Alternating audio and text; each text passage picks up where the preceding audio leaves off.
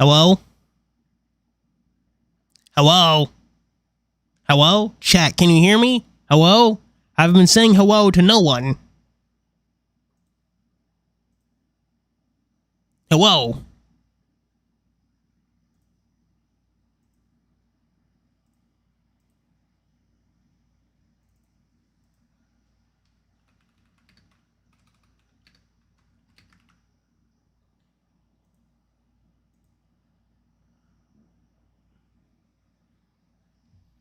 God damn it, why does this fucking happen every time?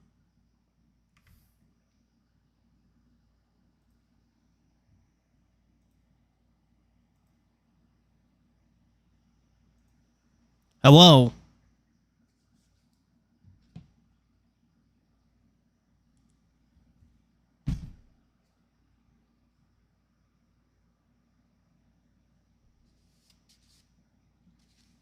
Is anyone there? Hello?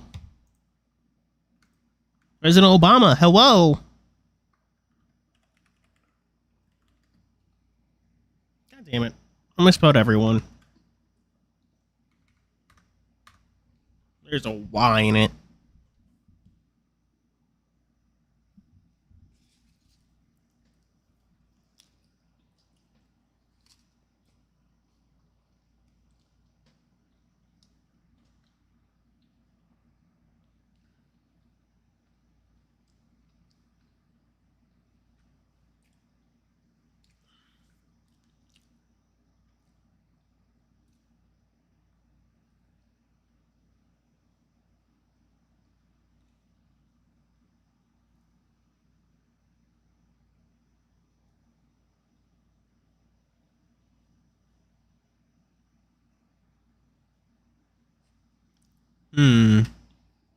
Dang. Kinda roomy in here. Whatever, we have time. So, Chad, have you been keeping up with Sonic X DC 2, that comic? Been keeping up with any comics, manga, and any stuff?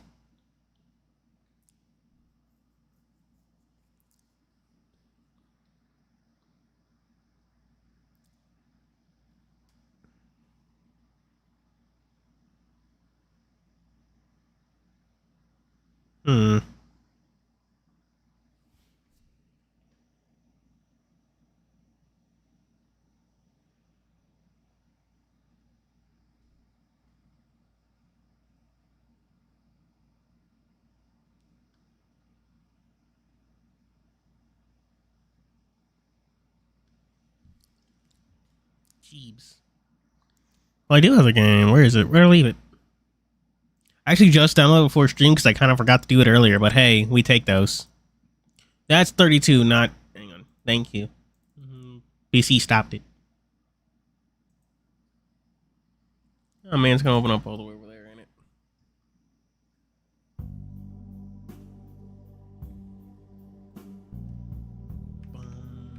There we go.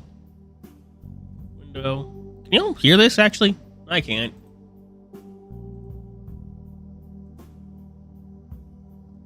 Oh, yo. Is it working? Not hear this at all. You didn't fucking... Whoa, why is my mouse moving so weirdly? It's not just... Why is my mouse moving at like less frames than everything else?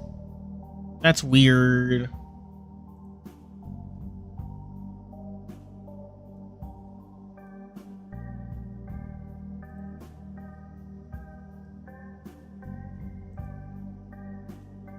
Ugh. Hello? Anyone there? Hello?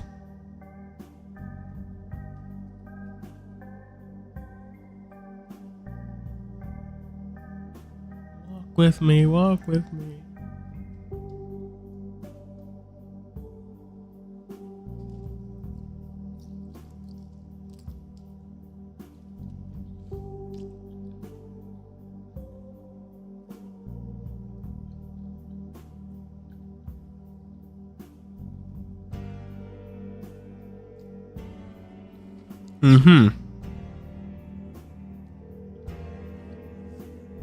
Alright.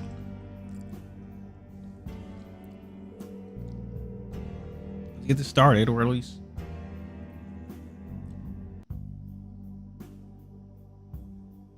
What? That's so old!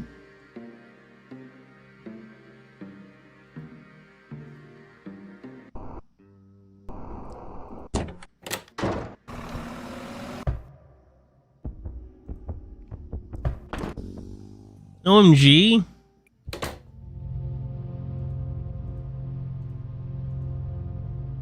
I didn't mean to do that.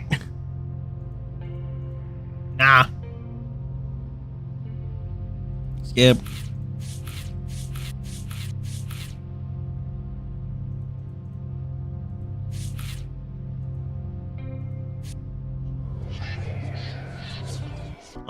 Hand.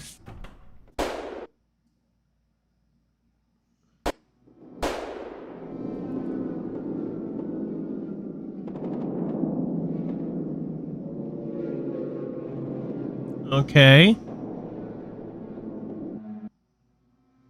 Okay, I vaguely remember this.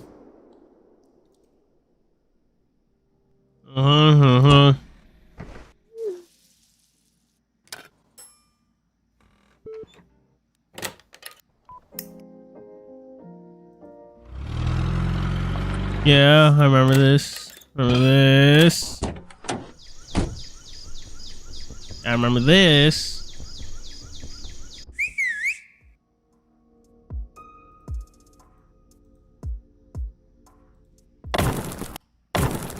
I remember this. Don't know what happened to all our progress. Hello, Tran. The vegetable question clothes or other whatever, holding on my hand to reach wardrobe, shoving everything in my bag, final glance at the deck board, and the truth is just under my nose. Get down the stairs, you know, like pathetic as always. Try to say something, but I'm rushing to the hallway, practically charging the door with my shoulders. Same as when I step in the house, my bag slung on my shoulders. My steps are quick and steady. I'm a strip. Let's do this. I have no idea where the fuck all my other stuff went, but whatever. I'm single thought I'm leaving this place for good. I don't care where I should hold. My eyes burn. Nearby bus station, next bus route. When the bus is in the hotel, maybe I can stay there for a night while I figure out how to go next. No sooner than Jacob. Off school. Stop her from going. How'd you do it? Why the fuck would you do it? Oh, okay. Okay, I think we're back to where we were. You're a great detective. Of course you take the investigation as far as you could. So bang your stanched right now. Why did pursuing the truth have to take you away?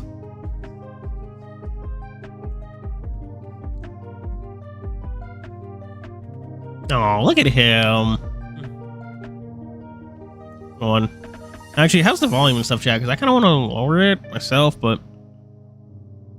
yeah. You knew how much you meant to me, how much I needed you. So, was the case worth it? Leave us like this? To leave me with just him for family? I don't know. Did you know this might happen when you were sending me off to Warsaw? Remember what you said that day, that you were so proud of me.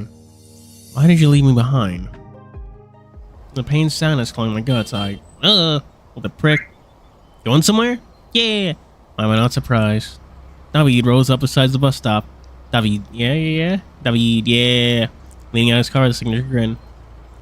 Turn away and start walking, furtively wiping my face with my sleeve. Oh no. No, he can't see me like this. Hey! And pick up my pace. David cuts the engine and exits his car. Footsteps chase after me. It doesn't take long for him to catch up before completely blocking my path. Hell's up with you? Pack up, parked right in front of the bus stop. Turn my face aside, staring down the pavement. Yeah? Fucking sue me. How did you find me here? Well, I was heading to your place, saw you sitting. Scratches the back of his neck. Sorry, I tried calling you. I tried calling about something, but you don't picking up, so I thought. That was not a good time. Oh. Seemingly stands with his hands in his pockets. Makes no move to let me pass, though. And the silence stretches on until it starts to piss me off. What do you want? Well, actually, there's something big coming up. You know what that is, right? He eyes for a split second and look away again. Come on, surely you must know. Not now, David. Hey, did something happen?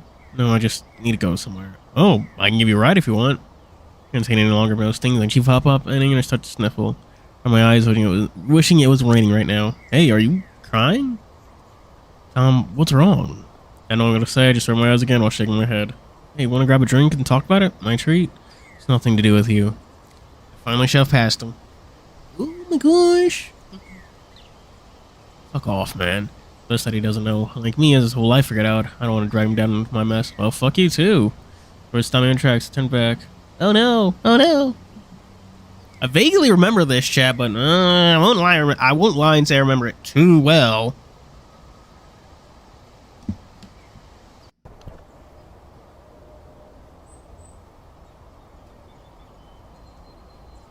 He's looking down with his fist clenched. Damn. What did you say? I said fuck you too.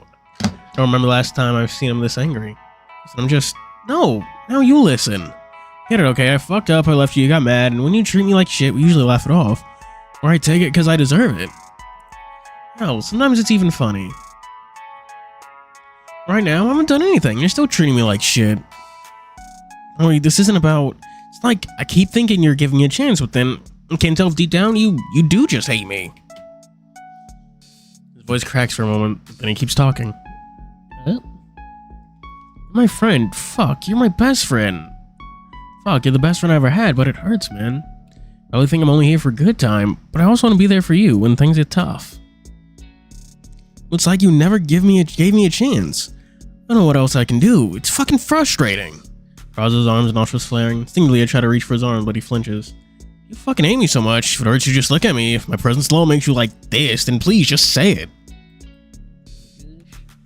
Because if that's the case, I'll respect your decision. And I'll back off. Back the fuck off.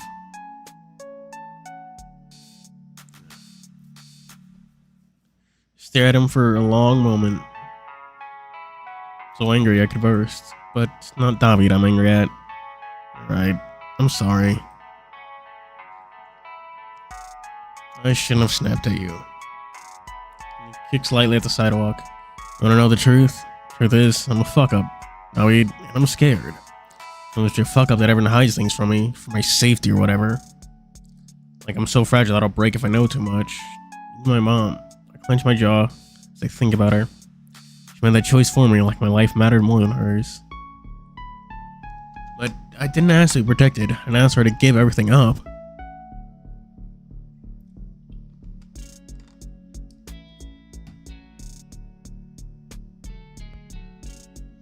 But I didn't ask to be protected. Oh, okay. Now I'm just left here, not knowing shit, unable to do anything. Slow down, Tom. I don't get what you're saying. Whatever. It's too late now.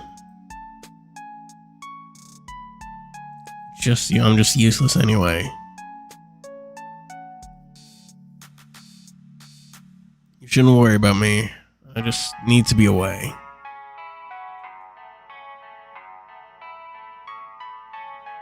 Ugh.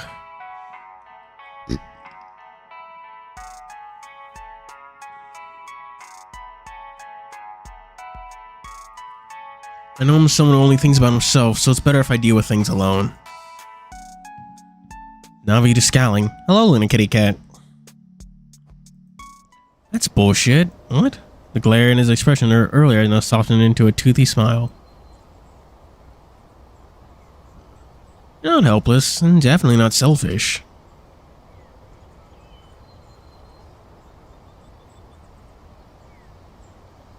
I mean, if you were, you wouldn't be beating yourself up over this, were you? Would you?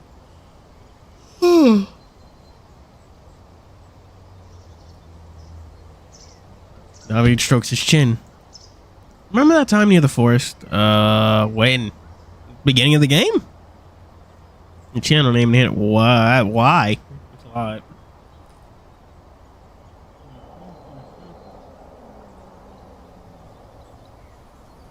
Hmm?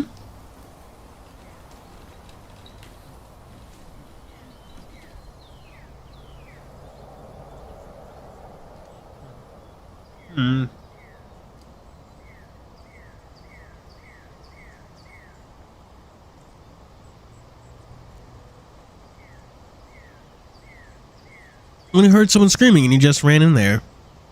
Oh. Yeah, I don't understand what YouTube's now it handles all the name stuff. And hey, it's whatever, I guess. Didn't know who it was. Heck, didn't even know who you'd find.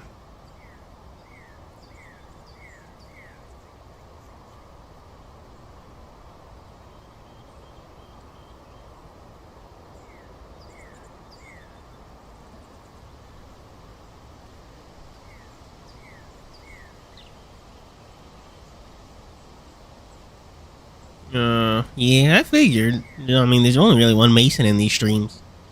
But I still jumped in anyway. No hesitation. That's the art, Tom. You put yourself on the line for the people you don't know.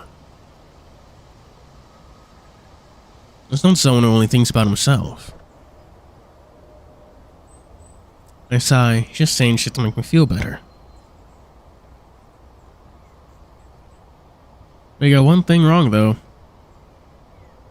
Yeah? You don't have to do this alone. Yay. That was closer to giving me a firm pat on the back.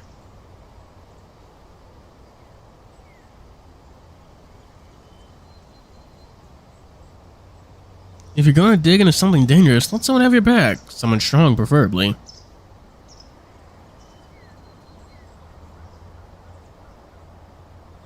He then flexes his arm, slapping his bicep.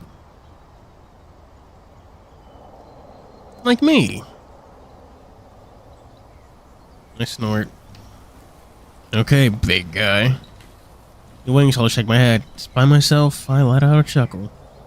So what happened? Points to my bag. Where are you going? You know what? I'm not sure. Just away from my house. Still, you really need a bag this big? What do you mean? Don't you always wear the same thing anyway? Roll my eyes. Dick.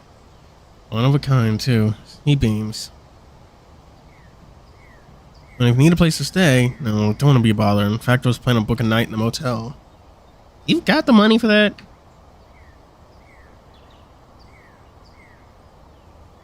Motel? That's what married people say to cheat on their spouses. Yeah. Does he know? Come on, you little prick. Hello.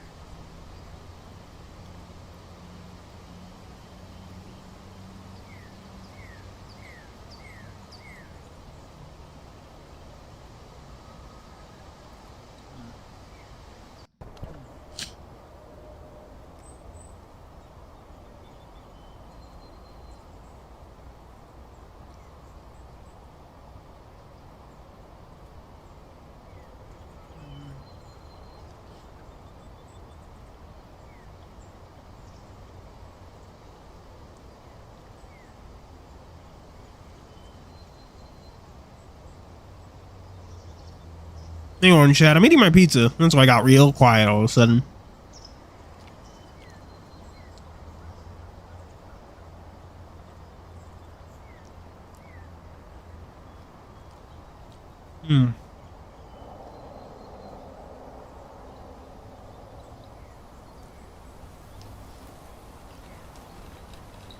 You can stay with me! Second thought, the motel is the last place I should go. But if you see Jacob, God forbid I bump into Jacob there. If he realizes I left home, he'd use it as leverage to keep me around. Still, I hesitate. Yeah, sure, just hop on a bus out of town. Leave this place entirely. That sure would make Dad happy. Fine. I'll take up on your offer. I have better options. Pepperoni. It's just more pepperoni. That's all I get on pizza. Just pepperoni.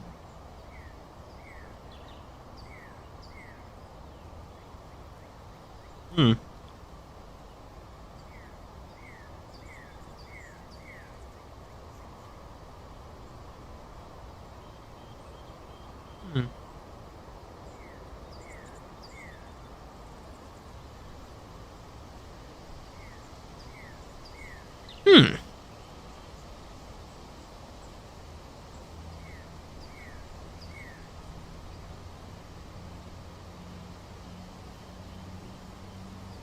Fancy pizza. No, it's just cheap pizza.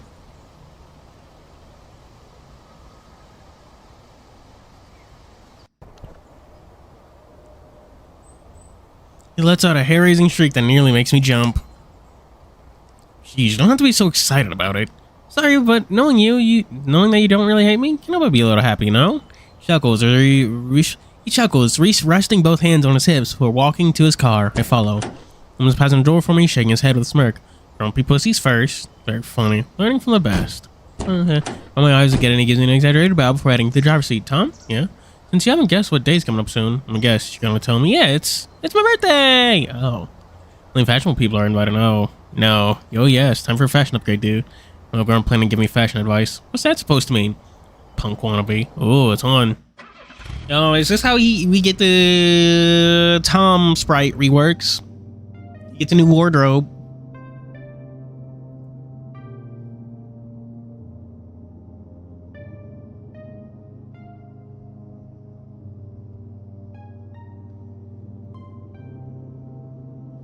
I give him a wry smile, but as the engine starts, my face drops again.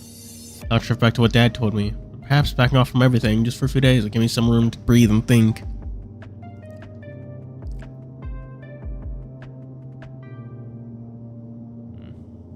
Your name is Glaceon? That's a weird name, but okay.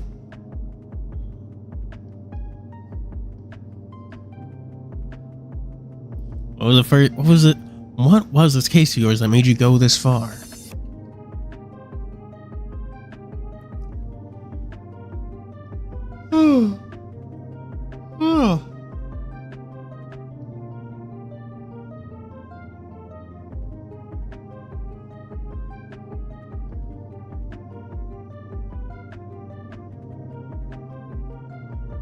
You didn't have to do that, Mom.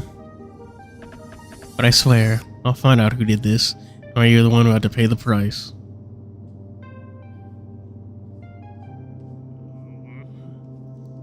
Ooh, where are we now?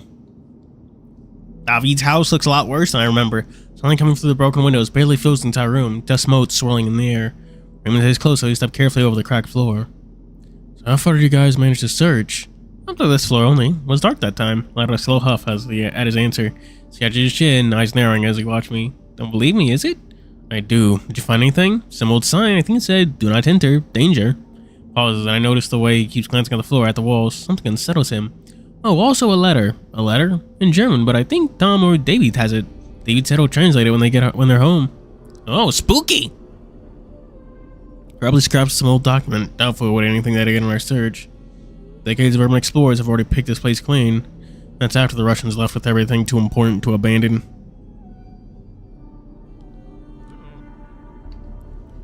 Keep close. Don't wander off.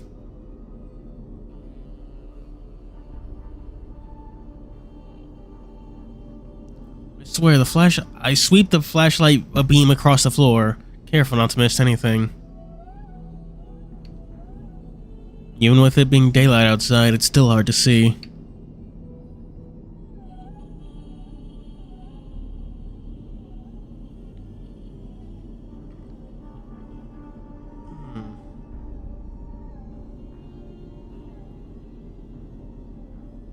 I need to make sure nothing is overlooked.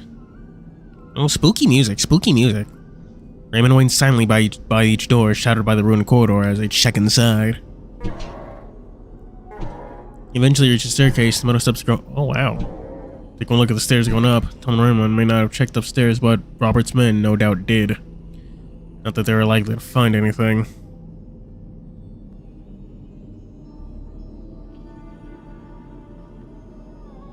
I let it aside as I contemplate the ruined state of the building. I'm here just to reassure Raymond. I'm sure Tom felt the same way. The kid cares a lot. It's easy to see how desperate the tiger is getting.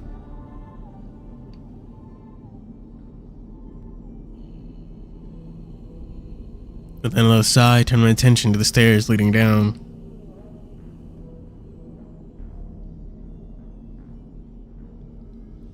Below lies what I assumed to be the basement. Ava once told me how Tom got locked in one as a child. Jeez. Perhaps it is the same one. As we drew closer, the air being smelled of damp concrete and rotting wood, more so than before.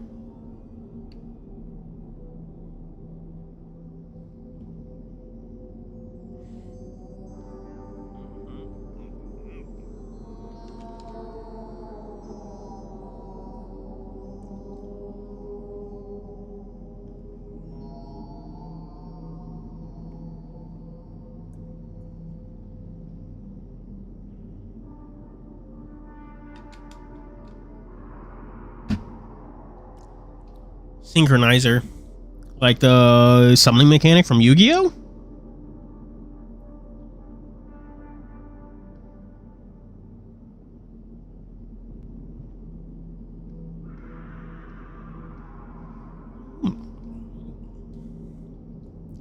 I take the lead, flashlight in hand. Flashlight in my hand. Light barely penetrates the darkness, revealing chunks of collapsed walls, broken furniture, and crumbling plaster littering the area. Not any different from the side upstairs.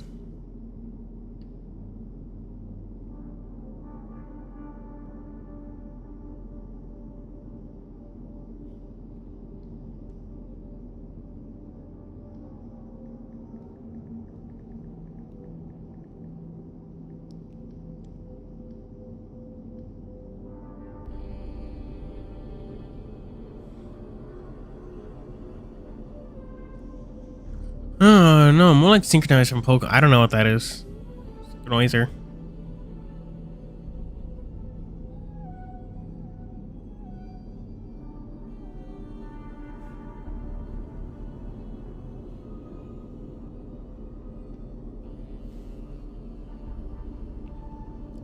But something here feels wrong. We approach a giant metallic door. Its hinges rusted and stubborn. Grab it. Struggle to pry it open. Raymond noticed my exertion. Quickly steps forward, and together we force it open. The room swallows the light. Spooky. Even with the flashlight, the walls seem to close in on us. The temperature abruptly sinks, a chill creeping underneath my fur. The small bunker is pretty much empty. Well, that's plain to see. It's eerily clean compared to the ruins outside. No rubble, no broken furniture, not even cobwebs. Raymond's eyes gather in what little light there is from my flashlight glowing softly. Miles suggests we go upstairs when something catches my eye on the wall opposite the door. Small but bright crescent glints on the concrete as I sweep the flash over the wall, and another one next to it. Over to the side of the room and lean down to examine them. 2 blood marks, close together. Step closer, still tilting the beam. What's something like this be doing here? What is it? Someone fired a gun in here.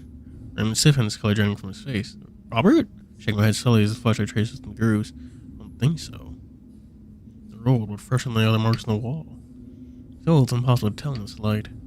Crawled slightly, examining the angle of the shots. The wall marks are elliptical and shallow, their edges chipped outward. What does that imply? I don't fucking know. Blink. With the marks at knee height, this is likely. Then tugging his case on me, slowly retrieve my gun. Aim it in the general direction of the bullet trajectory. It was too low and narrow for the bullets to have been fired from inside. Look out the door. Could have been shut. Oh, storming.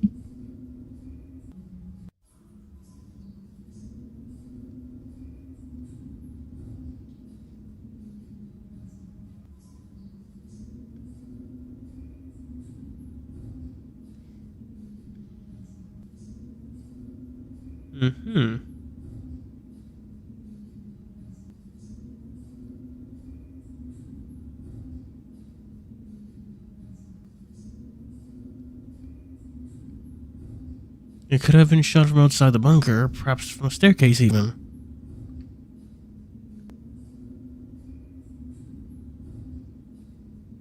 Raymond's jaw hangs loosely, as he eyes fixated on 2 gaping holes, as if he could be sucked into them at any moment.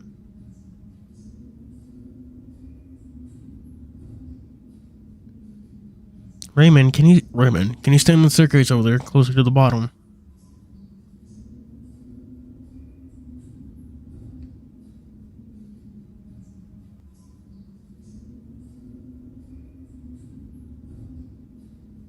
Oh, can. Do the can.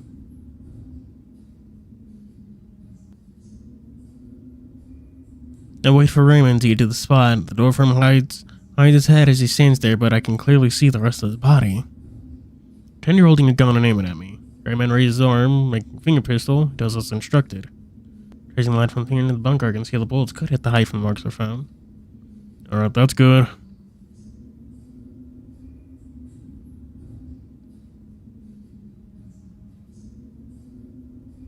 Stand back to the wall frowning as Raymond comes back to my side.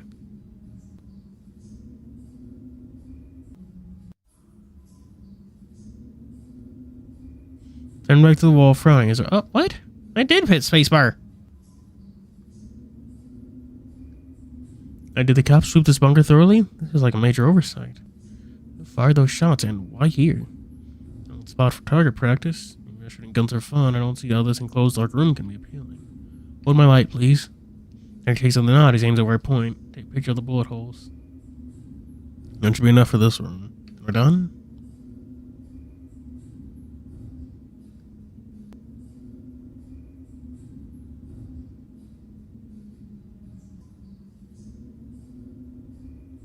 Let's check upstairs too. Ooh.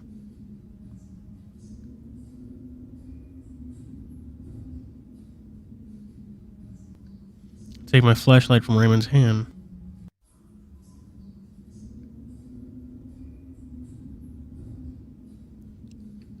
Thanks.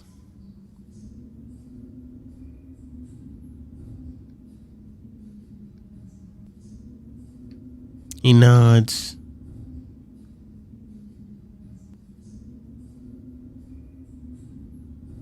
We climb into the second floor, shadows stretch across the cracked concrete. Our steps echoing past every room we step through. Still nothing substantial, no evidence of anything. Not that I expected any. No clues beyond the bullet marks below. I doubt the building can give us more while it crumbles under its own weight. Ew. Sound of slipping lower, taking the light of the shadows coming through the broken windows with it. Off the retreat for today. It's getting too dark to move safely. We didn't find much, did we?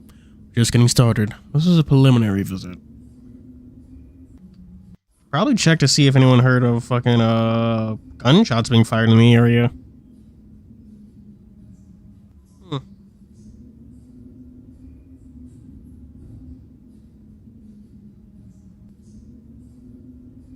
Raymond makes out shakily. He seems tense, but nods compliantly.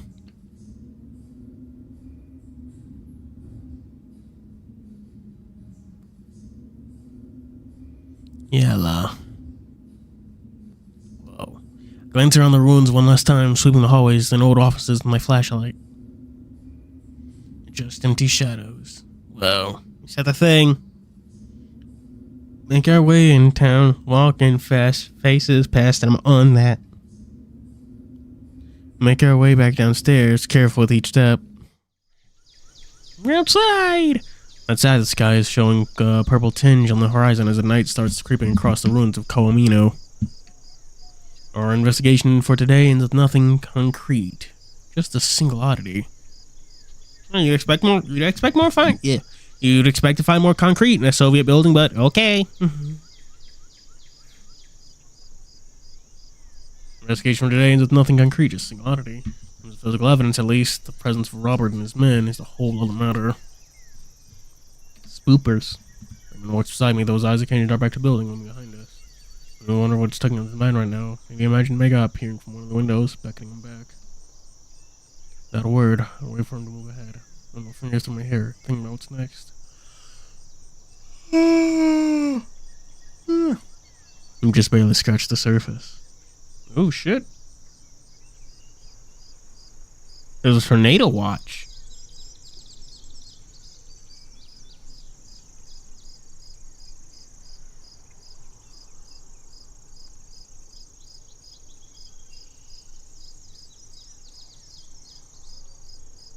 I'm gonna have to keep an eye on that shit.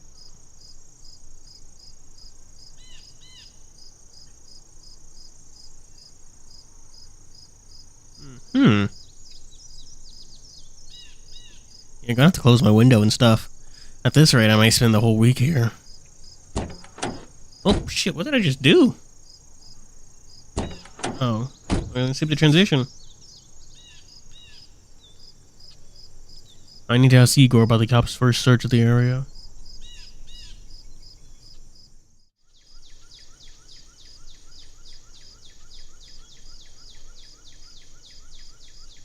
As I'm about to dial, however, I stop myself. Igor is a friend, but he's not always helpful as I'd like. It really was overlooked my question about the market and my dismissal. The police department can save face. Oh no. And there's someone better to ask. Someone who isn't afraid to get in trouble with the boss. Exactly what I need right now. Dariusz. What Dariusz? Dariusz Antoniusz. Something is in the back of my mind. No. Igor's number and dialed Dariosh's instead. Hello? Dariosh, it's me, Marcus. I'd like us to meet tomorrow, if you can. Just like pause. Little gay boy.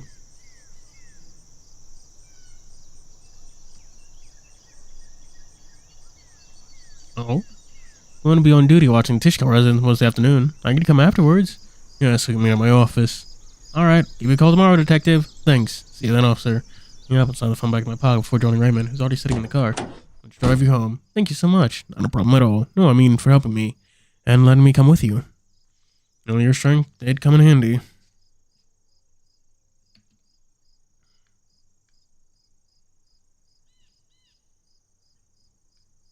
Yeah, fuck. I forgot to read it. I mean, who knows what those thugs would have done to me if you weren't there. You're joking, right? Well, I mean, my age is starting to show, so... Oh no! Age no law, but anytime, Marcus.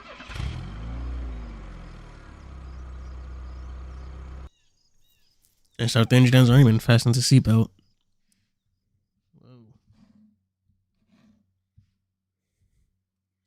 Anything they want to talk about? I don't know. I'm reading Cienie. Honestly, man, drawing arms is hard. I must have study it again, then I don't feel confident, then I feel too confident. It shows it's just back and forth, round and round.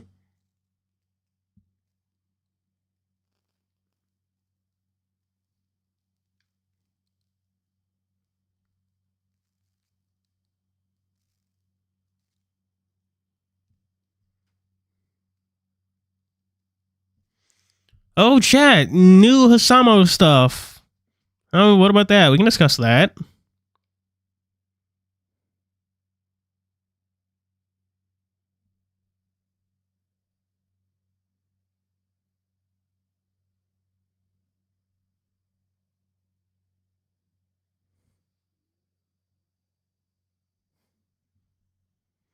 Yeah. Oh, yeah, Chapter 2, I also saw that. They released, like, the ending credits or something.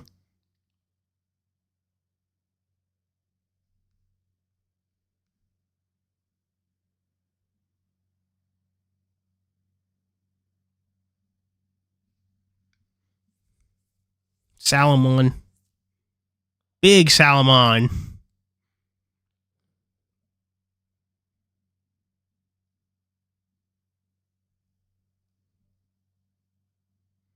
Elder Salomon 666. Yeah, I'm just gonna call him Big Salomon.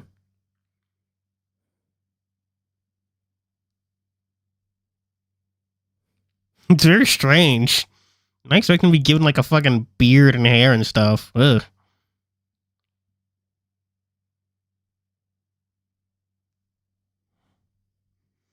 My wish came true.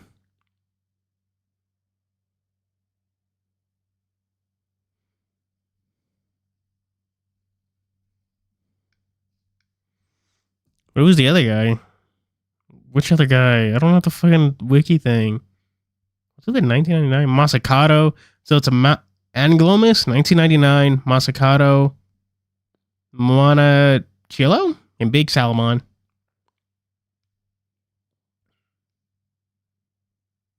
Masakato, is that a fucking Shin Megami Tensei reference?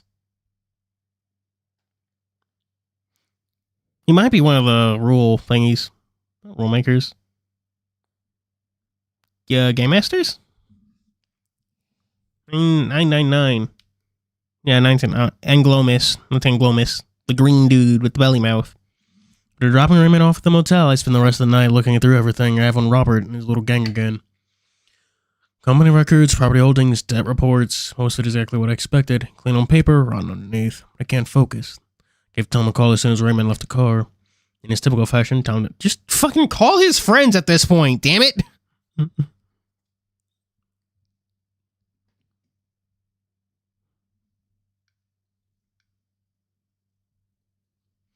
It's been several hours now. He hasn't replied to my text or calls I made since. At least I know he's not sitting around calling Mino tonight. The thought almost makes me laugh. As if me being there would stop him.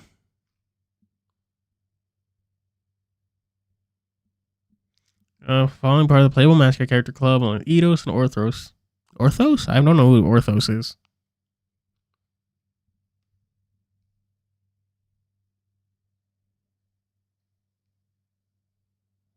Hmm.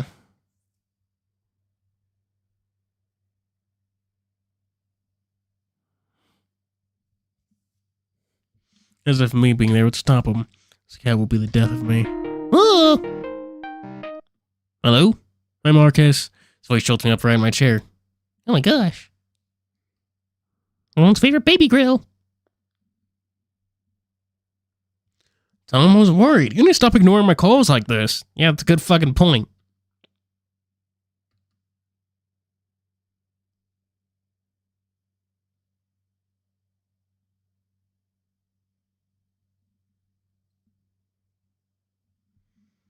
Yeah, sorry about that. Are you alright? Well, his voice shows off full by lingering silence. Well, I think the call's been dropped. Then the audio exhales. It's hard to explain. It's been a long day and, I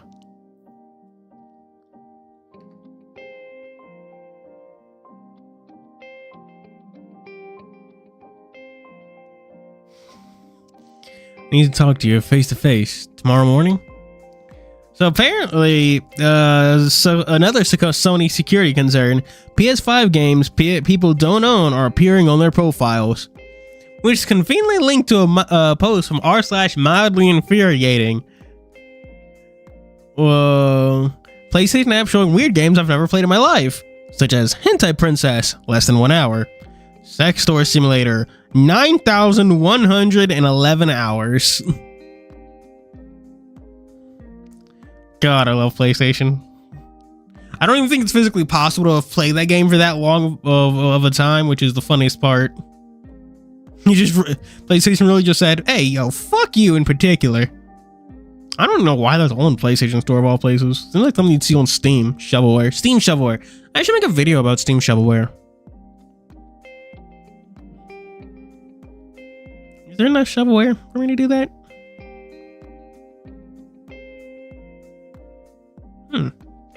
Something bad clearly happened. Well, I should be at my office all day. Then I'll come by. Yeah, take your time. Oh my gosh, is that a reference to the Persona loading screen?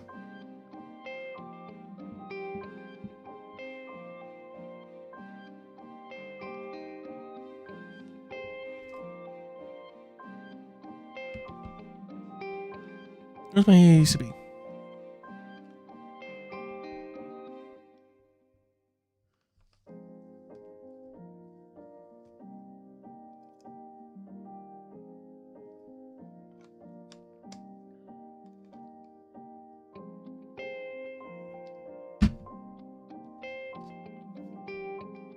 Anyways, sorry I worried you, but I'm doing okay, relatively speaking.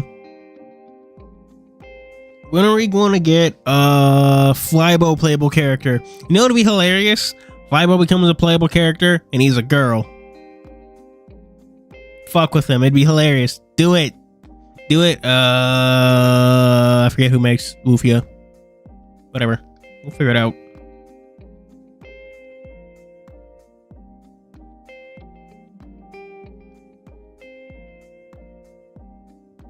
Relatively speaking, I'll explain tomorrow, Marcus. Alright, take care, kid. The line goes quiet. I stare at the phone for a moment. First, Carol called me asking for help. Now this. Carl. Yeah, something definitely went wrong at that house. God. At least now, no, Tom's safe. Hearing his voice tells my mind, if only a little. In Robert's files, a security firm, the company's properties, a land deal he mentioned again. Nothing suggests any wrongdoings.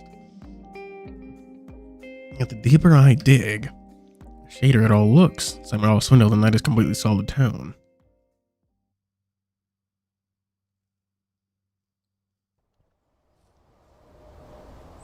What the fuck is this? I roll over and shove my pillow over my head, sunlight blasts through the window. Great, another sleepless night. So even David's place can fix my insomnia. Good to know. Don't need your medicines. Waking up in Eliash's room feels strange. Well, his old room anyway. The girl on I toss the pillow aside. Doesn't take long for the morning fog to fade and for my mind to drift back to what Dad said. Reach for my phone and check the time. 6:40 a.m. I lift myself off the bed and look outside, the lawn where David, Eliash, and I used to play. Everything there used to look green, wide and inviting. The grass is patched now, dried out, nothing grows there like it used to.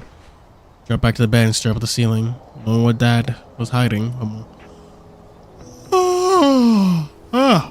Dying. My mom did, dropping uni suddenly. It was like a stupid mistake. Playing detective now. Playing detective gave me purpose for a while, but now I just feel lost. A deep breath from my eyes. Is Marcus involved? I believe he wouldn't hide something like this from me. Why would else he hid from me? For the same reasons Dad couldn't hide things from me. Those times Marcus called last night, I couldn't shake the fear that he knew about it. Ew.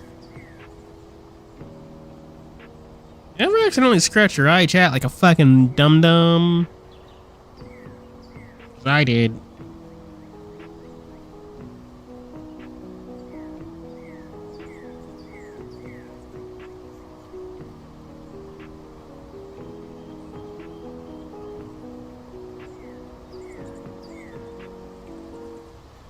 Because if he did, I'll talk to him again.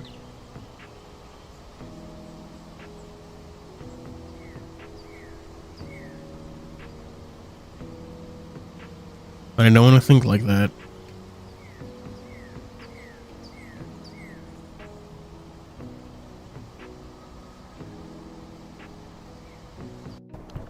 Oof. The hell was that? My older dad, Carol, is what is to me doesn't matter.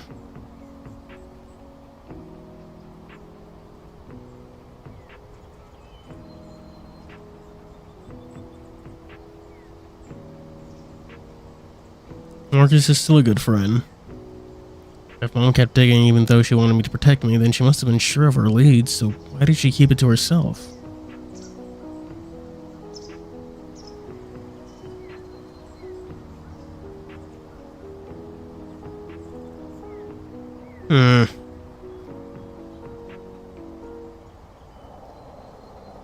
Man, you know, I've been getting more into watching speed paints lately. Oh, I know why.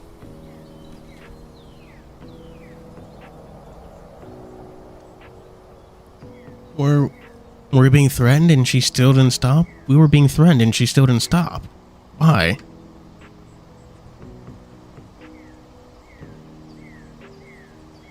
What would she say if she saw me right now?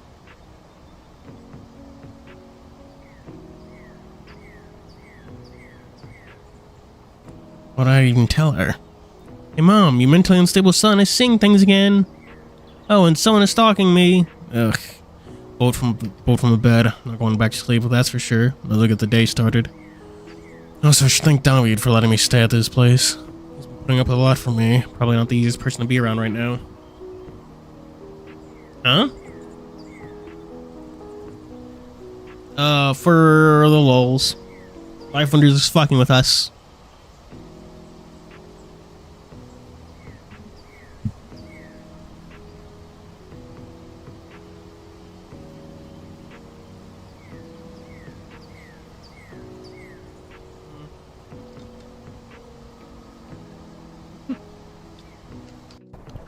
Ugh.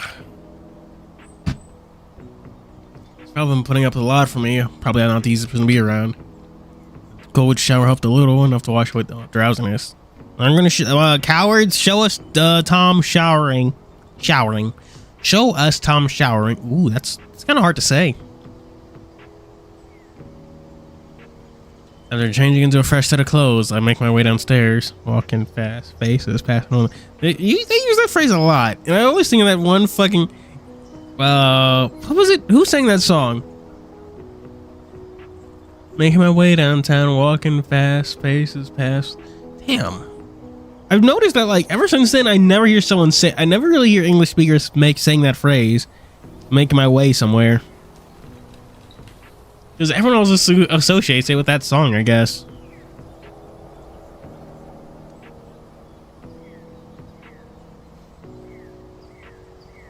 After changing into a fresh set of clothes, I make my way downstairs. The house is so quiet, eerily calm, yet weirdly inviting. For the most part, I'm running around this hallway with David and Eliash's kids. Then the house felt huge and pristine, every surface polished and spotless.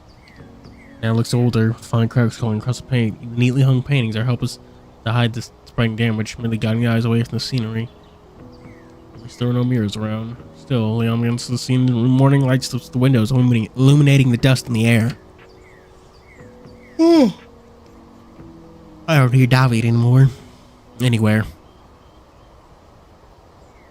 If there's anything in this house that's kind of creeps me out, it's ironically it's the Rosek's family portrait staring at me like I'm some kind of intruder. Vajosek. It's the Vajosek. Yes, Vajosek. David Vajosek. Okay. Like I'm some kind of intruder. Oh, right. I have to click off the name thing. The stern look on Mr. Vajosek seemed to disapprove of me staying over. Showed a life, I guess. They look so happy in that photo. No wonder Eli didn't invite me here all these years. Just grumbles as I enter the kitchen. Never really seen a house with that, like the fucking built-in grilly thingy. Usually just attached to an oven.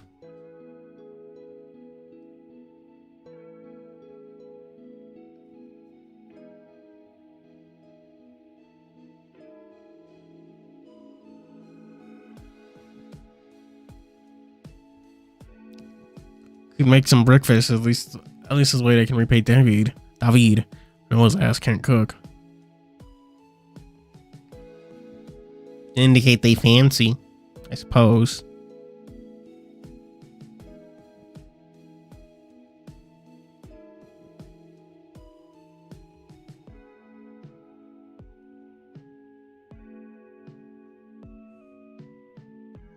Yes, this pancakes are decent. Either way, I guess I'm also starving right now. Oh, so hello, Carlos. I didn't notice. I didn't notice there was a new person who said that.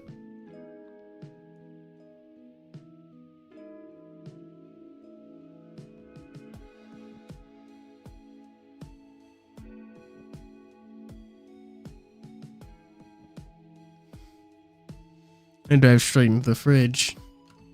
I want to find a carton of apple juice, some milk, and neatly packed salads. Stack of frozen pizza. Gross. How does he stay fit eating like this? So the pizza boxes for one. Wondering if frozen pizza breakfast would qualify as a crime somewhere. Yes, but do it anyway. We like being nasty crime boys.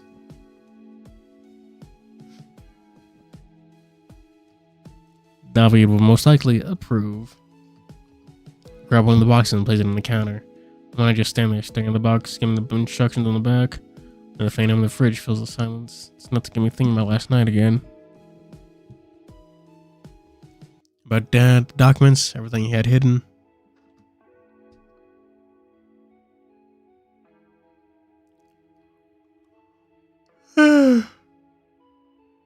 Oh.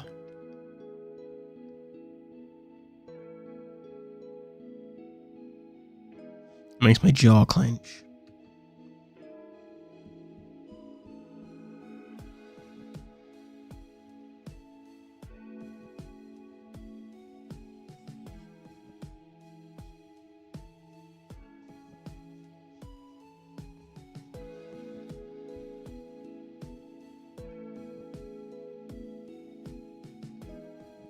No, not now.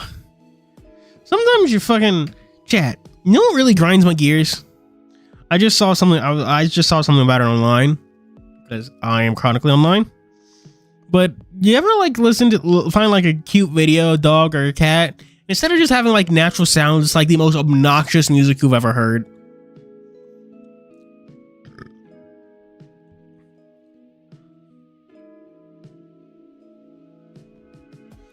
What a way to ruin the rest of my day. The pancake competition at his kitchen, I know exactly where all the appliances are. I'll quickly open the drawer below the stove to find the pan I'm looking for.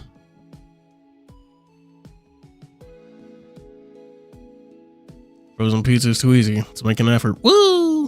What are you gonna make?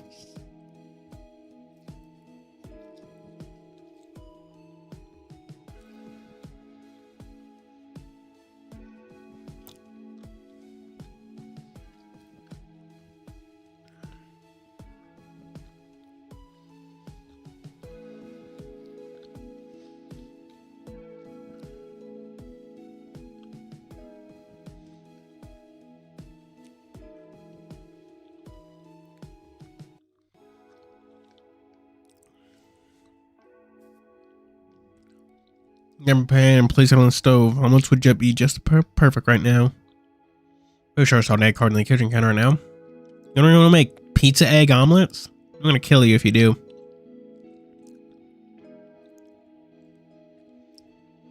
It's empty, though. Whatever. Yes, it is then.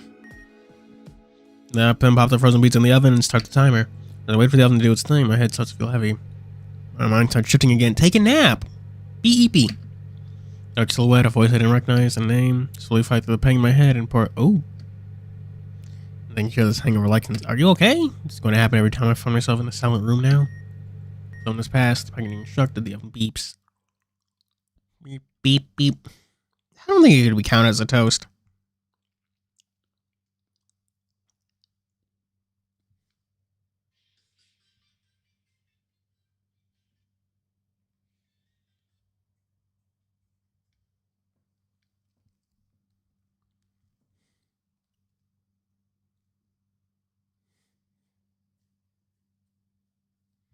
Hmm.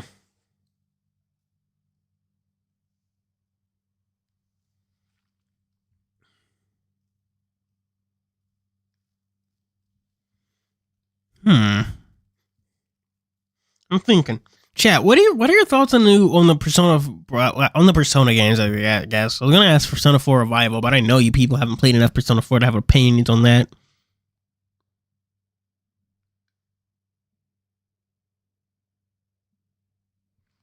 With a pair of mittens, I open the oven's door as a hot aroma of savory pizza hits me, forcing me to squint. Carefully with the pizza, turn around and place it on the plate when...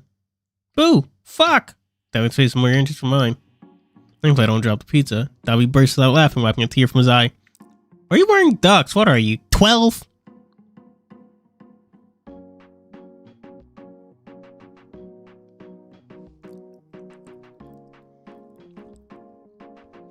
David bursts out laughing, wiping a tear from his eye. Not bad, I can't help it. You're so easy to sneak up on. Cut it out, man. What? Are you that hungry? They're trying to make you breakfast, but you barely have anything in the fridge to begin with. Put the pieces down and grab a knife to cut it into pieces.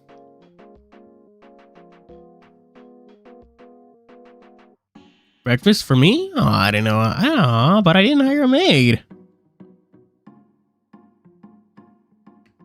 But I guess Eli pinches my ear.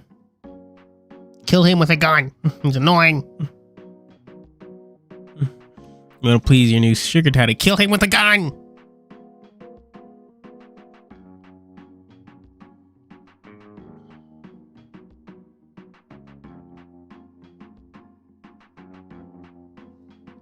I think I flick his hand away. Kill him with a gun. I'll end you and your whole bloodline. Yeah. Well, you wouldn't think. You wouldn't think of Eliash. Would you hurt him? Yeah.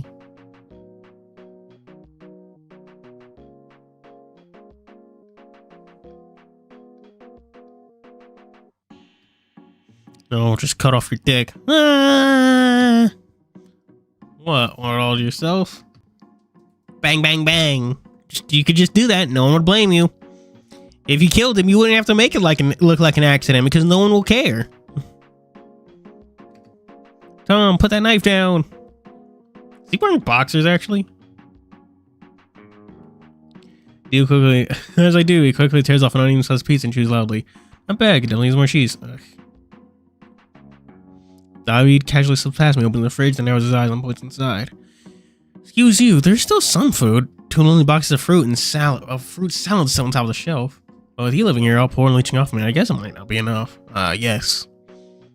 Shouldn't everyone's favorite nigga get a job? Doesn't he have a job as like a detective? Are you overcommitted to that shit?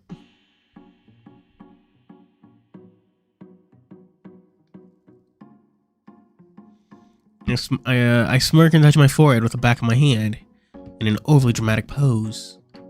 There must be a way I can repay you, sir. Approach David very closely and poke his chest with my finger. His fingies. What is thy desire, my lord? Oh, it's not necessary. Turns away awkwardly. Lightly punch his shoulder. Yeah. Are you upset? I'm not upset. Yeah. Are you upset? I'm not upset.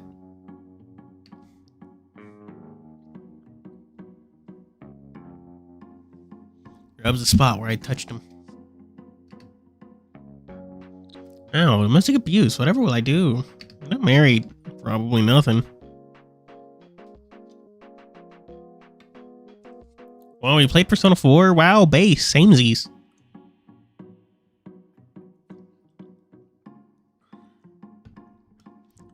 Honestly, my biggest gripe with Persona is how they just have not changed or invented enough of it.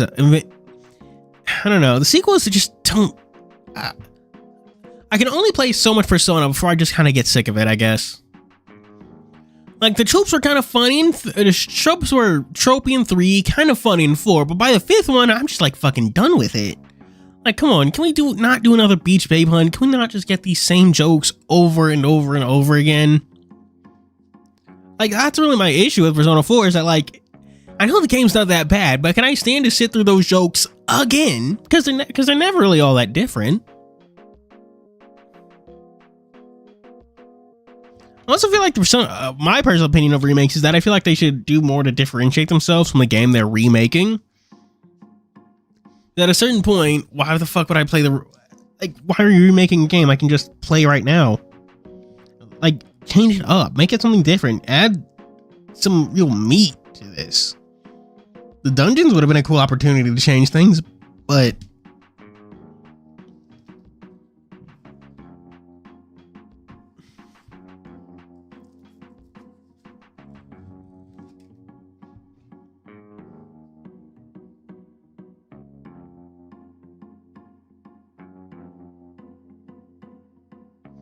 ugh. Like, I don't know. That's why I'm kind of interested in Persona 6, because they do seem to be like drastically changing the overall tone and vibe. Maybe going back to some of the more older games' roots and stuff.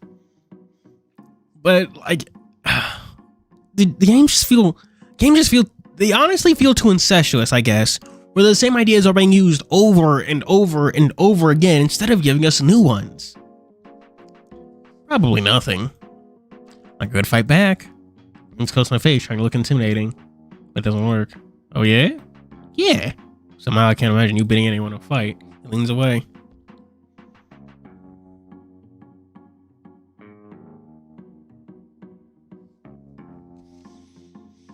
Yeah, well, I'm not sure what I mean by sitcoms, but yeah, I kinda see it. I also feel that having your party members be social links is just a significantly weaker decision.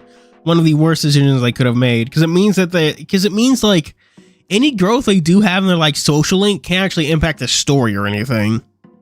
They're main characters. You should not make their growth and character arcs exist in Schrodinger's box, where you have to plan out the entire story with them receiving none of it.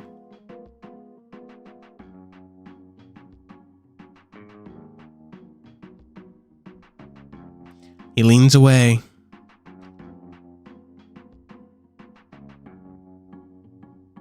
Well, I did beat someone recently. What? Who?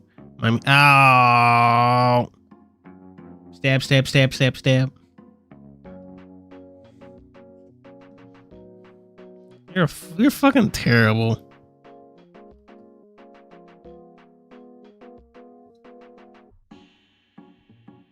I know, and I've accepted. You should too.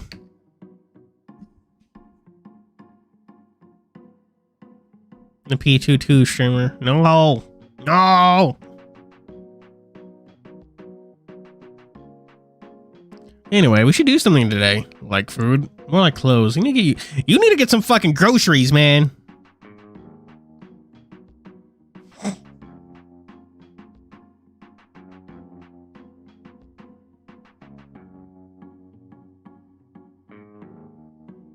And since I'm paying, I get to choose. Oh. Well, hold on. I didn't ask you to buy me clothes. I definitely didn't ask you to pick them.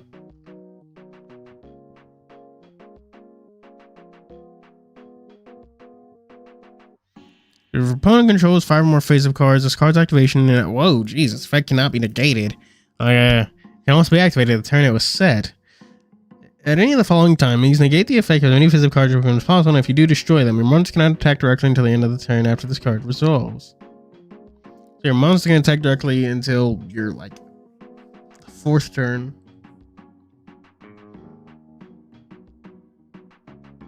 The opponent monster with the highest attack clears an attack. Negate, then destroy. All monsters. Face up cards. But actually, the monster effect that would destroy cards in the field and opponent monster in your hand or field during it. Oh wow. It also punishes hand traps. Mind Mirror Force. New card, Killed Amy just released. It's honestly very insane. It's very powerful going second card. Especially the last effect. When your opponent activates a monster effect in the hand or field during your turn, that means when your opponent activates a monster effect at all, no, except in the GY, they can negate as many face-up cards your opponent controls as possible and then destroy them. And you cannot interact it. And you cannot interact with this card if your opponent has 5 or more. So this forces you to either play lower to the ground to avoid having 5 or more face-up cards to begin with, but it can also it also very easily burns through it like interaction. So you have to have a negate, have to have 5 or less face-up cards and a negate. And it's not just when like an effect is activated. You can do this when your opponent's monster when the opponent's monster with the highest attack declares an attack, or when your opponent activates a monster effect that would destroy a card on the field.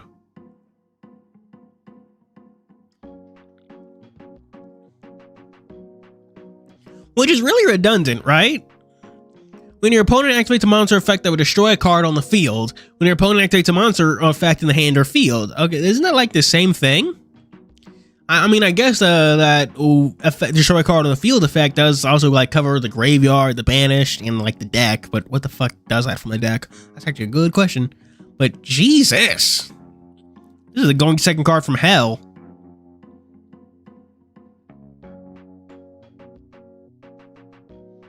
Oh yeah, that's a wood count pendulum scales. Damn.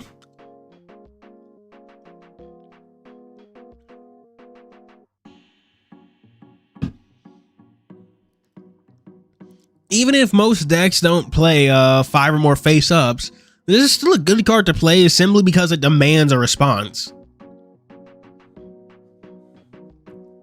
Like, your opponent now has to have a negate on standby just to deal with this card. Otherwise, their entire board is going to get fucked and they have to play through that.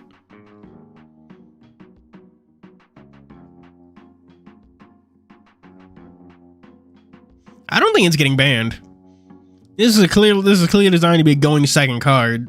Like, this is one of those, yep, you know what we're doing.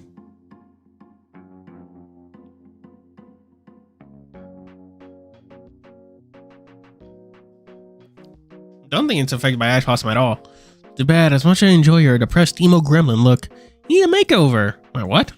Keep up, little pussy. Let me grab my keys and we can go. Glance at him. Shirt, boxers. Uh-huh. What? You're in your underwear, dude. He looks down, smirking. And I look great. Barton responds. He jogs out of the kitchen, disappears down the hallway. I should play more Yu-Gi-Oh! I haven't done that in a while.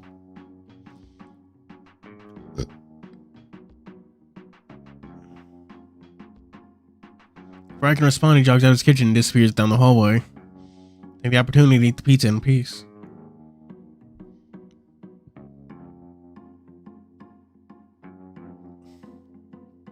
Man, it's bullshit. Craft does the face down cooler better than well, what's that one Yu-Gi-Oh archetype? Mimic Chest? Chesty boys? They're not that good, though people like them a lot.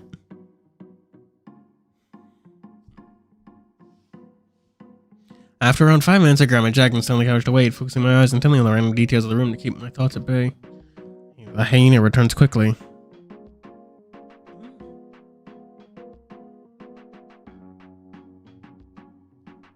The hyena returns quickly.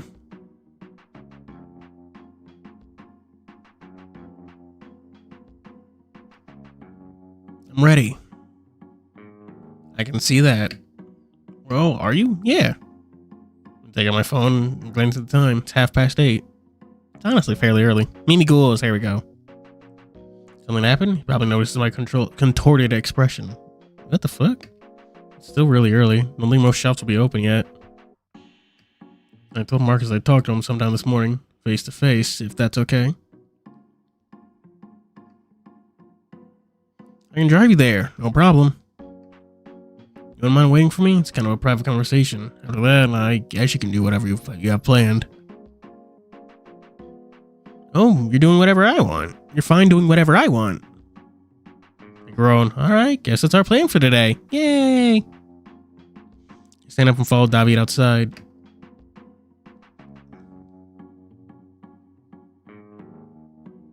As I walk out the house, I glance at the Wojciech family photos one more time. Yeah, nothing's different about them. Who's the dude on the left, though? I don't think I ever get told. After he used his grandfather's creepy stare, I suppose.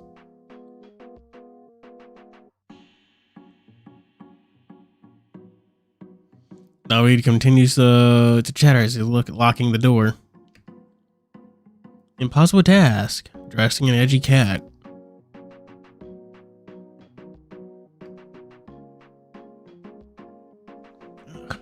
Hey, I can dress myself. Can you? David snorts and looks me up and down. I'd do better in a room with no lights. I'd do better in a room with no lights.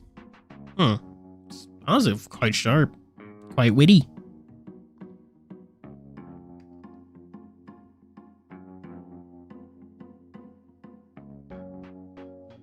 I push him forward.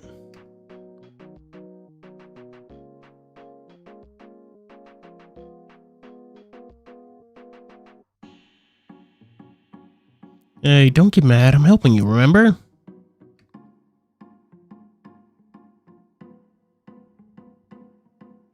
Are you? Who knows? Maybe some hot dudes will start chasing you.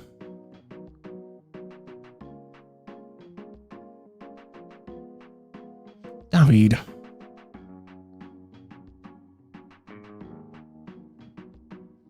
Okay, fine. I'll stop teasing. I roll my eyes. David laughs and was getting into the car. I need to fucking focus. Not focus. Get more, like, steady with my reading.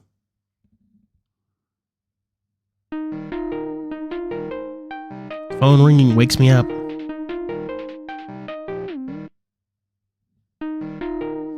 Shit, I fell asleep on my dad. Tom's calling. Seeing his name jolts me out of my drowsiness and mash the button to pick up. Hey, Marcus, are you at the office? I can drop by now if that's okay. Clear my throat before answering. Does he fucking live at his office or something? Do you have a house? Yeah, of course. Come on by. Tidy up a bit while I wait for Tom to arrive. Coming. That's what she said. I call out as a yawn escapes me. Look at him.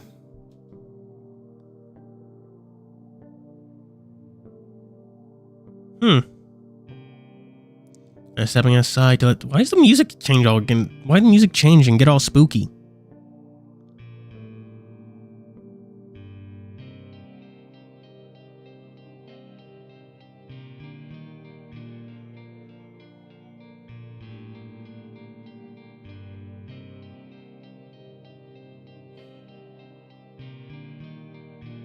Stepping aside to let Tom in, I note that he looks even more... Jesus.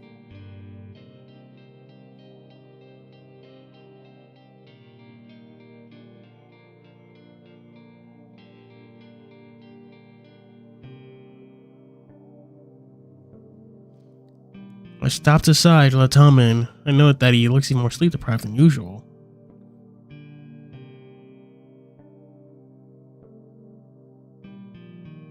Say it again. I'm glad you're alright. Is he?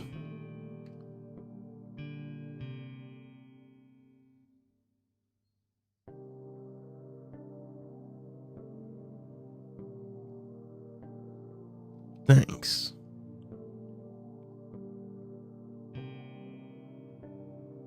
Tom enters, locking the door behind him. Oh, this is a new sprite. Oh.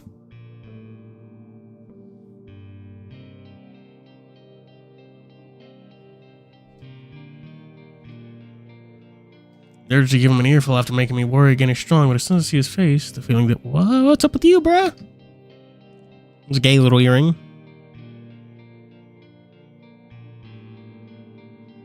Tom remains silent, looking at me. It's hard to describe his expression. I wave him toward the couch. Hey, sorry to wake you. It's fine. In fact, I slept longer than needed.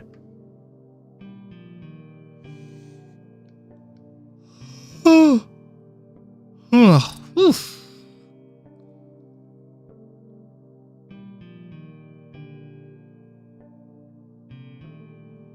He examines my face with a skeptical look. Usually this in the US we spell that with a K.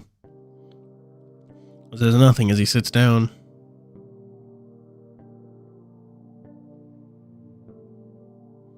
Still quiet, he studies the floorboards.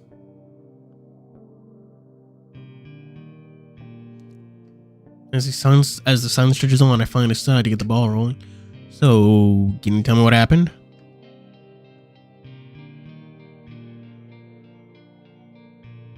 Tom tilts his head as he tilts his head up, slowly revealing a cold gaze when he meets my eyes.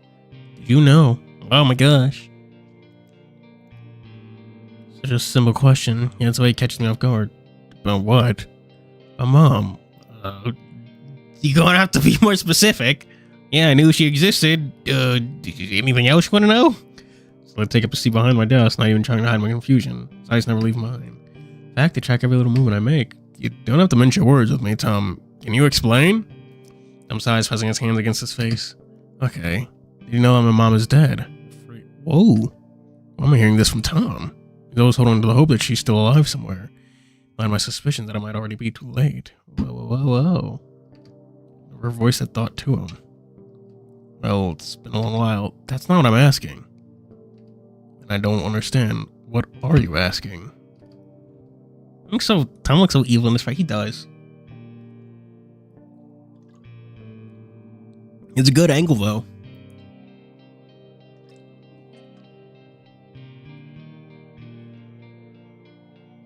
Playing with shadows can produce playing with lighting and shadows on a face can produce a lot of interesting effects.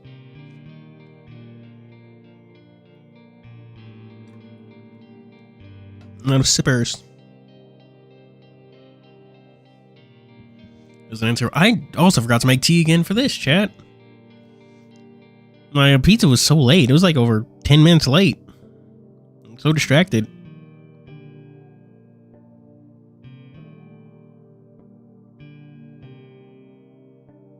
He doesn't answer right away. Rather, he bites his lower lip for a long moment before speaking again. Didn't know she was being threatened. What? Threatened? She never hinted at it. Is that why she cut me off from her investigation? Why she kept sending me on simpler jobs? Did you know someone was following me into Warsaw? No idea where Tommy got this information. The initial shock leaves me staring down my desk. Shouting the real case for me, but why? To me, his raised tone stamps me on my dazed. No. Someone was following him. It makes sense why Ava wanted to protect him. Ava. I keep on reading names literally. Ugh.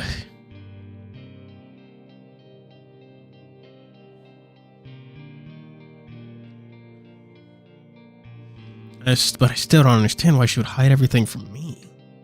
Could have helped. I don't know.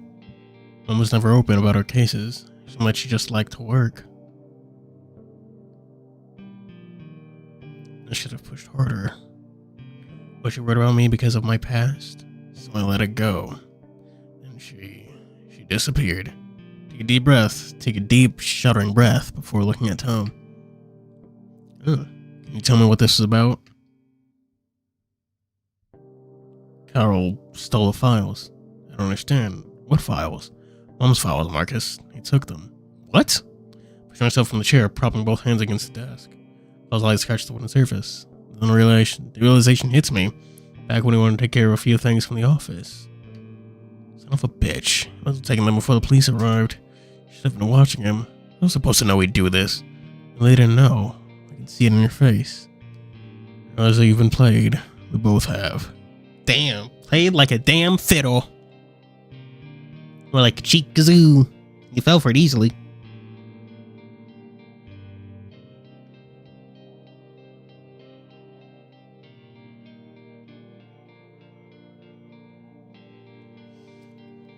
You've realized that you've been played. We both have. Played isn't the right word here. You told me the most logical explanation is that he hid them to protect you. Oh, man. Oh, man. That was a new expression just then. That real quick, grimace.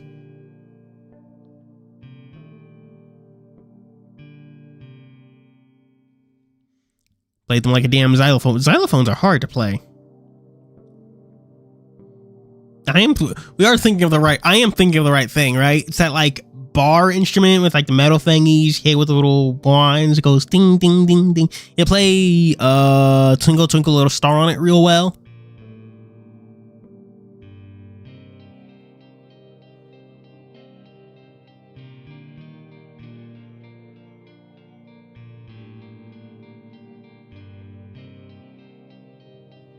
Yeah, okay, that is a xylophone. That's what he said. Why did he tell you they exist at all? Because I dared to believe that she's still alive. Tom, please stop being cryptic and tell me everything. Some weird stuff happened at Honest Party. I don't remember all of it anymore. So the next day I wanted to be left alone. Is that why you weren't answering your phone? Oh no. Your dad actually called me asking if I could talk to you. It was impossible to reach you. Yeah. Sorry, my phone was the least of my concerns. Oh, man. You're really showing off all those new sprites. Make him look so dramatic.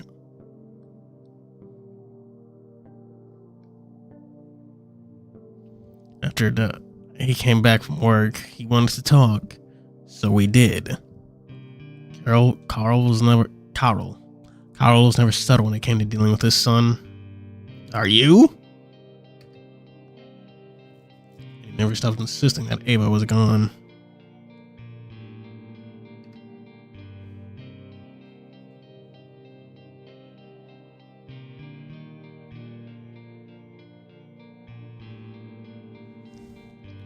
Hey, I didn't want to call. Well, fucking.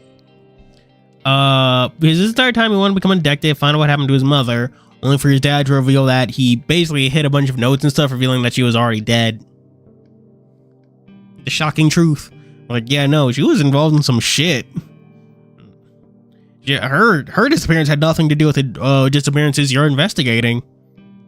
She's just threatened by, like, the mob or some shit.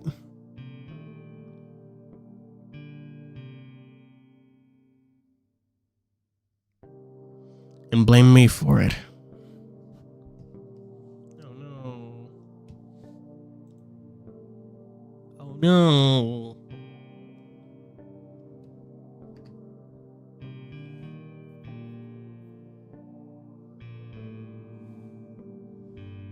Looking back now, it makes sense.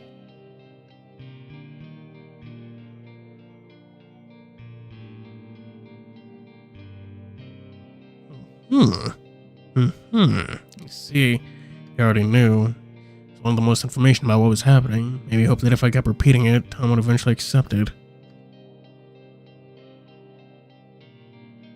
I told him I'll think things over and that I want to become a lawyer. Yeah, I said it's only for the excited. He tried to convince me to drop the investigation of Mom's disappearance and forget about becoming a detective. Oh no.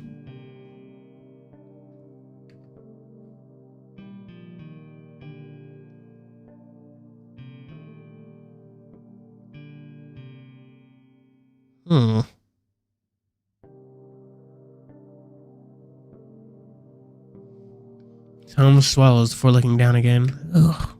His voice is smaller now. After he finished talking, I told him I wouldn't drop what I'm doing just because he told me to. He gets angry, like he always does. Told me to stop digging because Camila's dangerous and falls quiet. It was clearly refused to leave his mouth, so I decided to state them for him. That Ava is dead.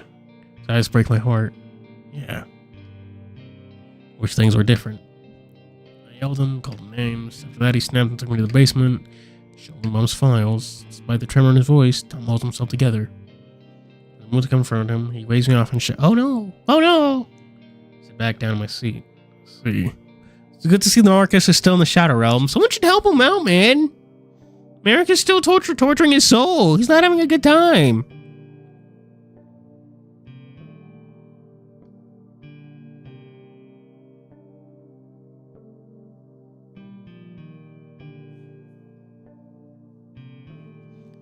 I see. Sorry I had to go through this.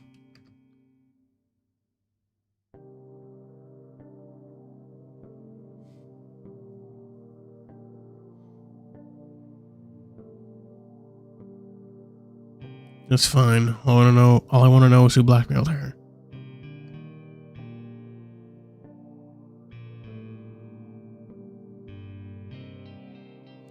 Was following me in Warsaw. Both fall silent. So what are you planning to do when you find them? I was wandering around the room, fist clenching and unclenching her. You okay? You aren't gonna murder someone, are you? That wouldn't be cool. Go to jail. He exhales slowly and shrugs his shoulders. We'll see. It'd be nice if they end up dead, just like, yeah, that's how you go to jail. Not gonna let you do that. That's something unsettling. Tom and I are not that different. We never were. You don't mean you're going to...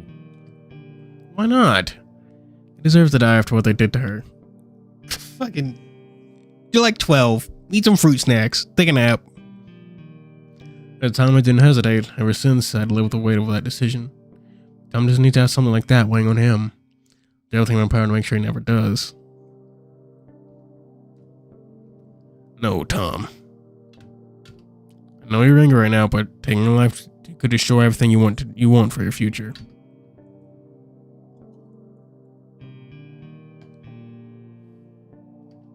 You want to be a lawyer, remember? His eyebrows furrow over my statement. What if we're wrong? What if clues lead us to the wrong person? Taking your life is easy. Living with the consequences is the hard part. Guess we'll see when the time comes. Tom, calm down. I'm not going to do anything stupid. Are you? He doesn't believe you, bruh. In that case, what's your plan right now? Stay with David for a while. Speaking of Sasuke, Kakashi's a stronger man than me. Because if this fucking 12-year-old told me his goal in life is to kill a man, I would have laughed in his fucking face. I'm like, dude, you're 12. Eat some fruit snacks. Take a nap. Go to bed. What are you on about? Like, keep in mind, he was like actually literally 12 at the beginning of part 1. This was a literal child doing all that shit.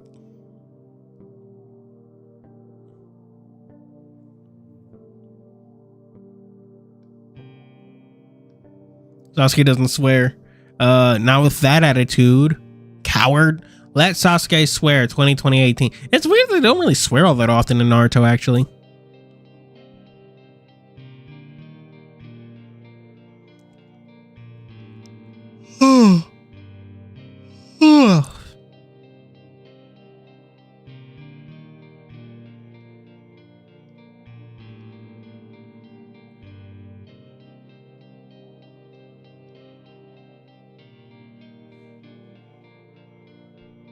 Can't look at my father. Can't look at my father right now.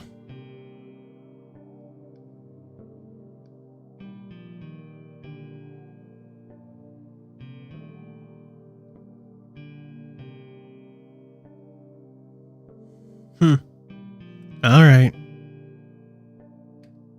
Now you can count on me, Tom, but I'm glad I have a place to stay.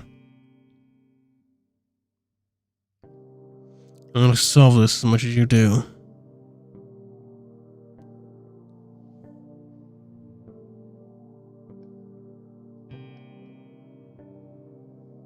Speaking of which, I'd like for us to work on this case on the cases together.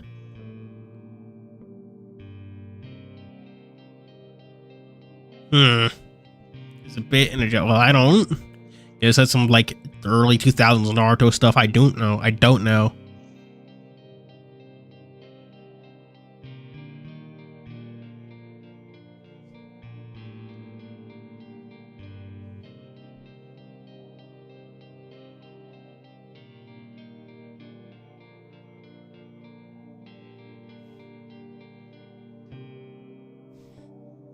Aren't we already?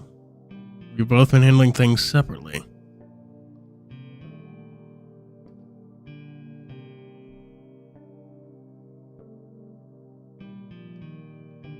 I prefer if we investigate as a team.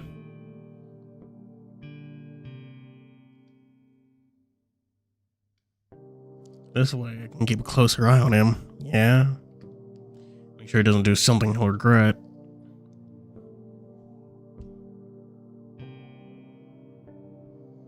Make sure he doesn't do something he'll... Oh, what the... From 2019? Yeah, that's old boomer stuff. No more was on the internet in 2019. That was back when it was dial-up. He's in a dark place. He's in a dark place right now. We can tell that from his character models. Well, sprites. The worst thing I could do is let him face it alone. Alright.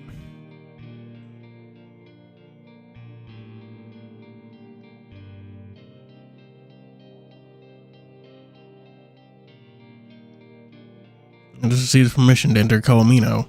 That's good. I don't have to go behind your back. Why do you sound like... You look like such a jackass saying that with that expression. So sarcastic. I'm surprised you admit that so easily.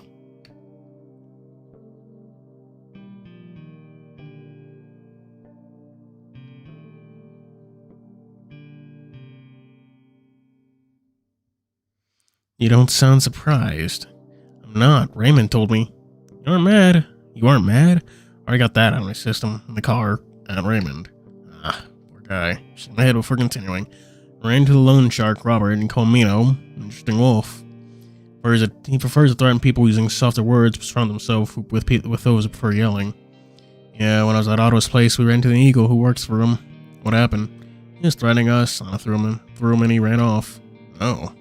Like I said, shoot us loud ones. Indeed. Robert offered me a deal. What? He wants me to fund someone who's blocking a Colomino land deal. Secret buyer? Yeah. And what did he offer in return? Otto's safety. And the cancellation of his debt. What? Really? Just like that? Yes. Land deal seemed to matter more to Robert than Otto ever did. Did you accept? Yes. Do you object? He hesitated before answering. Not at all. Otto'll be happy to hear that. We can work on this together.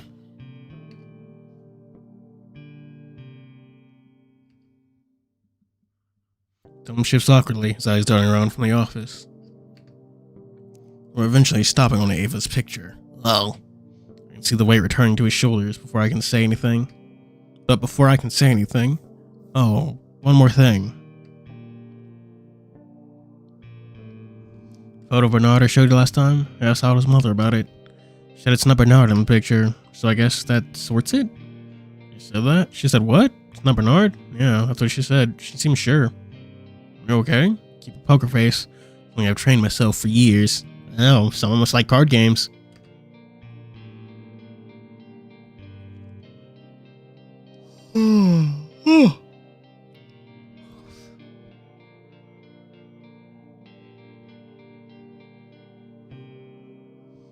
That's the last thing I want to make. Last thing I want is to make Tom worry.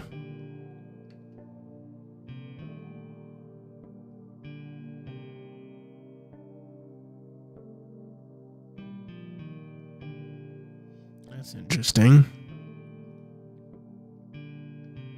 How so? I take a deep breath. What a strange situation. Bernard wouldn't lie to me. What reason would he have to do so? If he didn't want me to know, he would just not say it. Bernard told me it was him. Huh? Wait, I'm confused. That makes the two of us. Why would Otto's mom lie to me? Whoa. I was questioning for a while. Suppose there are a couple possible reasons. Whoa. Otto's mom might have simply wanted to avoid the topic. Bernard didn't sound particularly enthused about his past as a Soviet soldier when I brought it up either. I suppose? I mean, that's the standard reason. Well, if I was a Soviet soldier, I'd be like 50 years old. I also wouldn't really want to talk about it, you know? I smile, trying to pretend that this situation doesn't bother me. And he smiles in turn, getting up. Following suit, I step closer and pull him into a brief hug. Ugh, he does not seem to be here for it. I get him to push him back, but instead he wraps his arms around my waist. No, gay. He's been holding himself together this whole conversation. I know how much pain is going through his mind right now.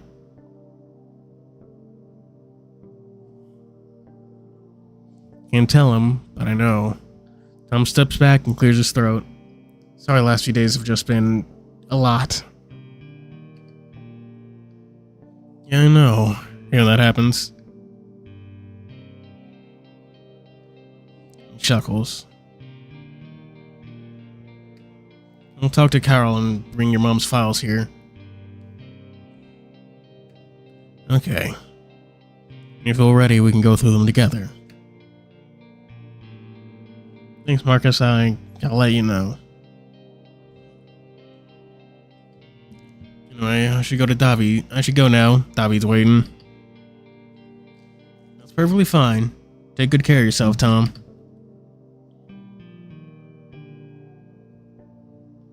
Tom nods and walks toward the door. Oh, I thought that was the end of it. We were gonna get a fade to black. His hand stops at the door handle. I know I don't want to say it enough, but struggles for a moment. Thanks. Anytime, buddy. Light out of signs, Tom's footsteps fade into the hallway. You should be fine, and I'll deal with Carol. Carl. Fuck, I always say it wrong. It's Carl. What worries me now is Bernard. Did he only tell the truth because he knew I'd find out anyway? Just my coat and get myself ready to leave the office. The new questions piling up. Chat BRB, I gotta go reach for my sippy juice. I've been running on empty this entire time. Not this entire time, like the last half hour. Discuss who you want to pull from the new Hisamo banner.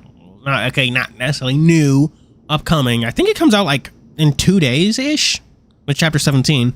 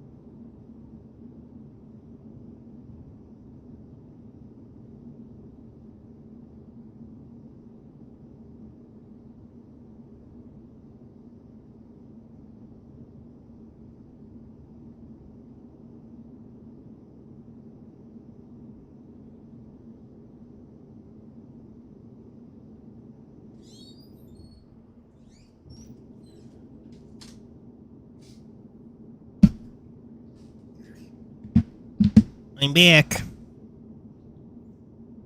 Talk it all out? Yeah, guess so.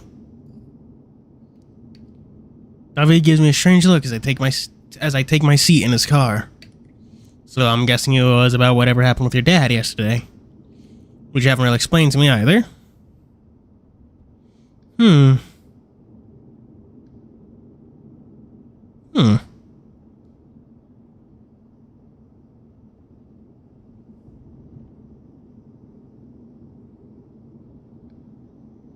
I glanced sideways at him. He looked somber for once.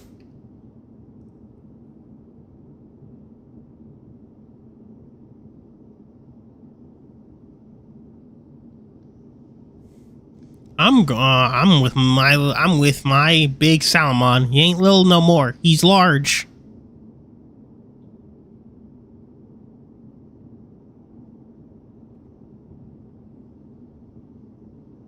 Mm-hmm.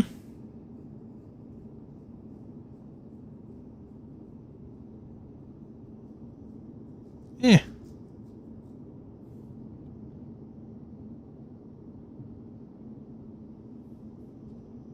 Sorry, I needed to make sure about something first. So did it go well with Marcus then? Yeah, better than thought.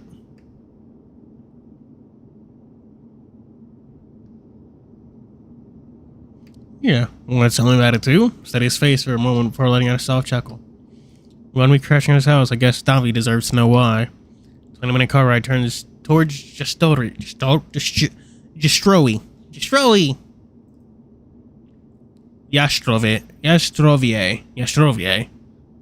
Town center is mostly filled with me explaining what happened. Jastrowie. Listens, mostly quiet, only cracking a joke out a couple of times, and he managed to be funny while at it. Or maybe it's the relief I'm feeling after talking about it with Marcus. Thing is, being a Davi, it always feels easy. I don't have to hide who I am.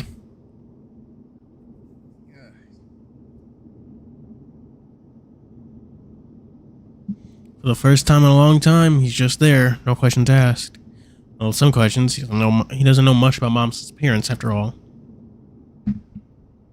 But it still somehow feels, well, not nice. Was it good to speak about this stuff with him? This is just a quiet moment. And Glomus. People are not a fan of, what's his name? The one with the drill, the Shota. People are not fans of that guy. Easily the least popular character from the banner by a huge margin.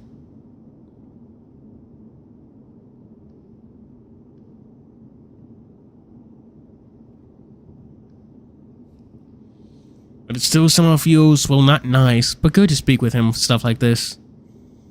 Monticello. I don't know how to say that. Am I saying that right? It sounds French. Well, it looks French.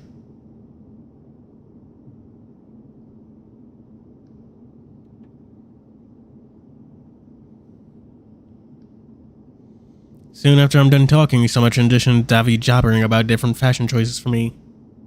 How the fuck? How long is this fucking drive? God. Strong hearts make me feel normal. I can tell. And I appreciate it.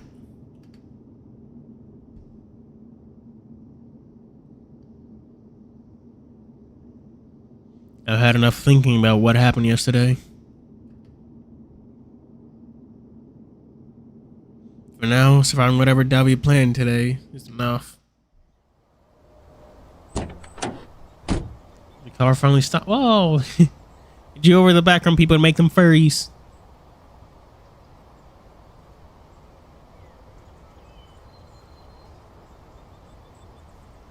A lot of people really hate Gup's art style.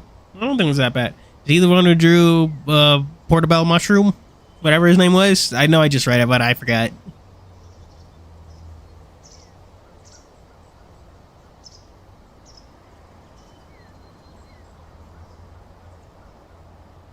Yeah, Portobello Mushroom. The car finally stopped, so I can begin walking.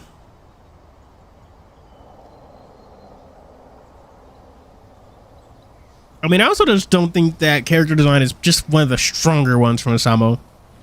Granted, it could actually have like good basis of myth and stuff, but like, it's a weak spot.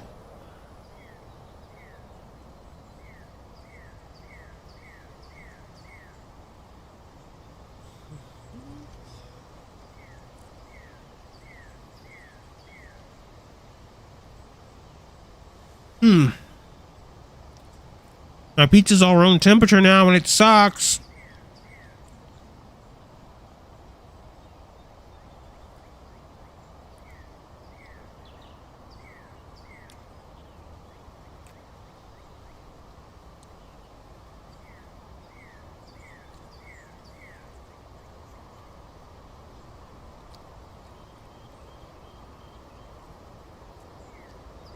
You didn't listen to anything I said, did you? Oh, sorry. Got distracted in there. I can see that. Don't worry. Just stick to my plan, and I'll see you, and you'll be fine. Our plans rarely go well.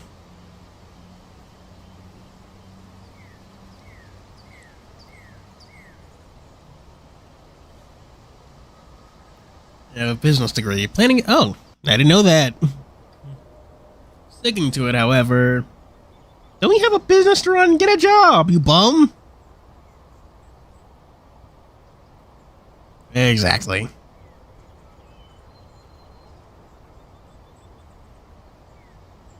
And I thought spending money was your specialty.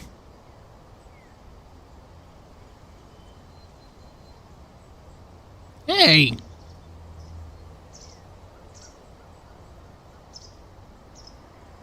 Hey, I mean, yeah. But that's besides the point. Be grateful. It's rare for someone to receive a gift from me. Well, in that case, I'm eternally grateful. Hey, like I swore your name was Tom. Yeah. Good, that's all I ask.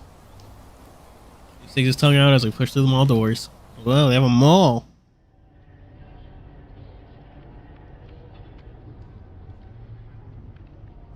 The place is packed. Kids run around while their parents shout after them. Whoa. You know, a group of older women gossip near a shop window. September is almost over. Soon the stores will be full on cheap. Yay! I love cheap Halloween decorations. Mom loved Halloween. Oh, you're making yourself depressed again. Never became very big here, but she didn't care. Remember carving pumpkins? Yeah, I agree. Carving pumpkins is fun, and pumpkin seeds are bangy. I love, actually, like, hand-roasted pumpkin seeds.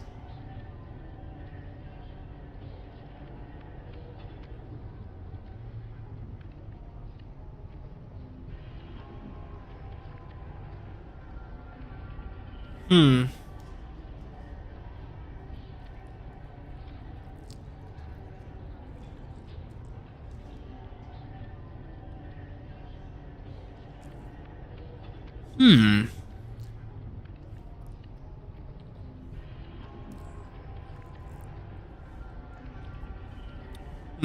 I'm eating something, but I want to ask a question a bit. Hang on, chat.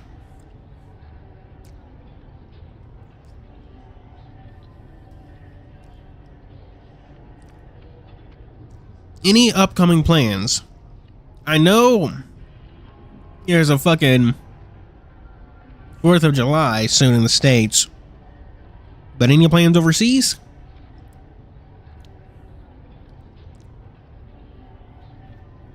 Gup. Huh. Wait, I suppose that's the name of the artist.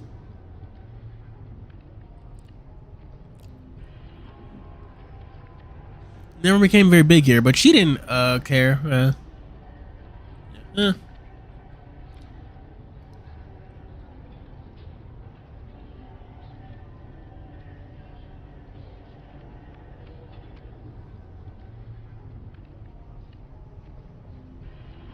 No, it was the like up manga you bought like SFW or for adults.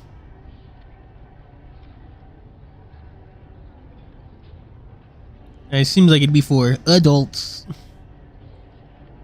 You don't like what? You don't like pumpkins? What? What? All right, let's go to that one.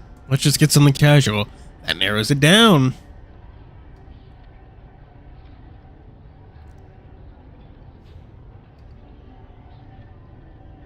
David speeds up his steps. His tail flicks behind him. Seems way more excited about this than I am. Yeah, don't you want to buy a nice little fashion outfit for your buddy? Your buddy with no taste?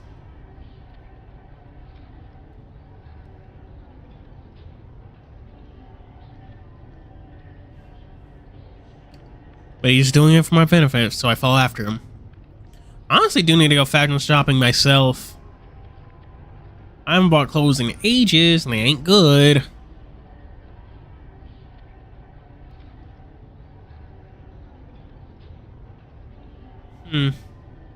But he's doing it from a... Oh, no, okay.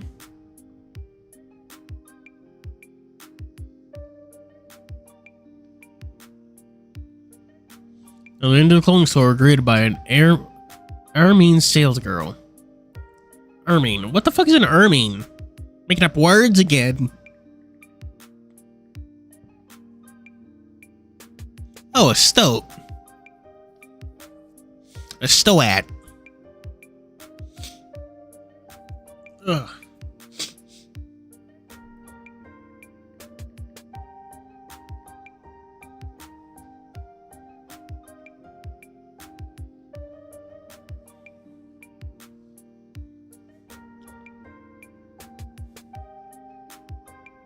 Welcome. Let me know if you need any help.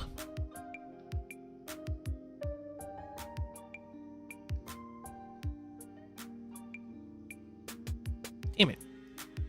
It's the thing Mianfu and Mianshou are based on. I don't know what those are. I don't know Pokemans.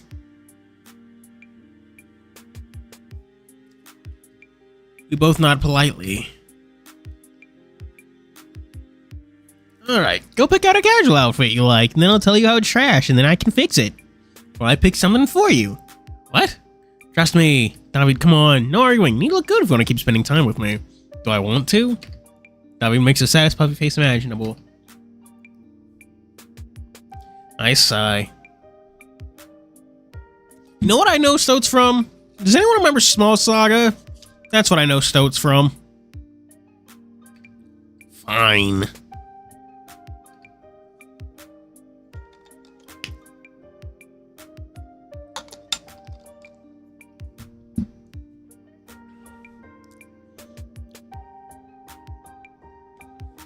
After a few minutes of browsing, I find something simple. In the meantime, David is on the other side of the men's section, flicking through the clothes on the rack. Try to sneak up on him, but he notices me instantly. You do not have cat-like reflexes, my boy. Here, try this. What? Trust me. Yay. After starting to choose an outfit for a long moment, I shrug and look around the shop. Excuse me, I don't know where the fitting room is. Just down that corner. Thanks. Oh. I don't fuck with Pokemon. I don't really play the game or anything. The most recent Pokemon game I've played is Pokemon Legends ZA, if that tells you anything.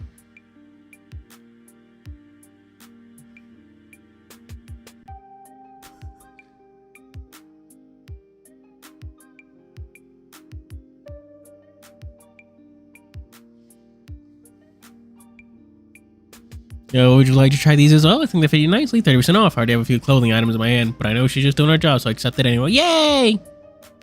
Exactly. That's like the most recent Pokemon game I've played. That's the most recent Pokemon game I've played, point blank. You know what the second most recent Pokemon game I've played? Sun and Moon. 13 years ago.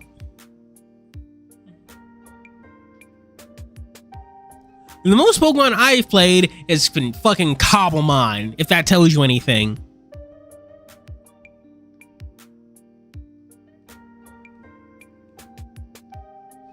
I walk by one of the fitting booths enclosed by a long curtain. As I step in, I check my reflection in the mirror. Damn, I really need more sleep. You look like doo-doo. Alright, let's see what horrors David is subjecting me to. Yeah, I can have fucking up the wheel Goober. No wonder this took so long.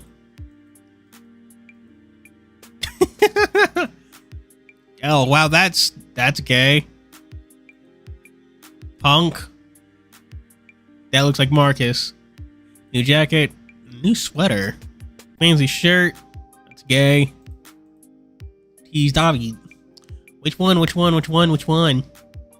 I mean, which outfits do you actually like as fashion wise?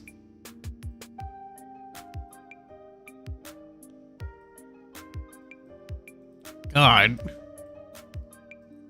This one makes you look old. This one does too. Ugh. This isn't a bad fit, but it does not match Tom's personality at all.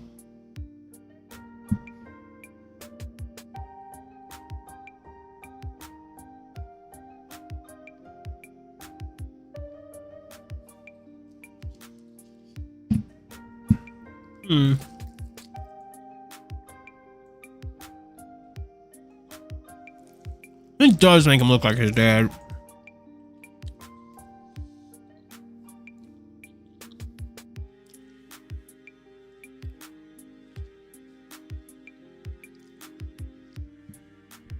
The gayest option would be a rainbow Speedo.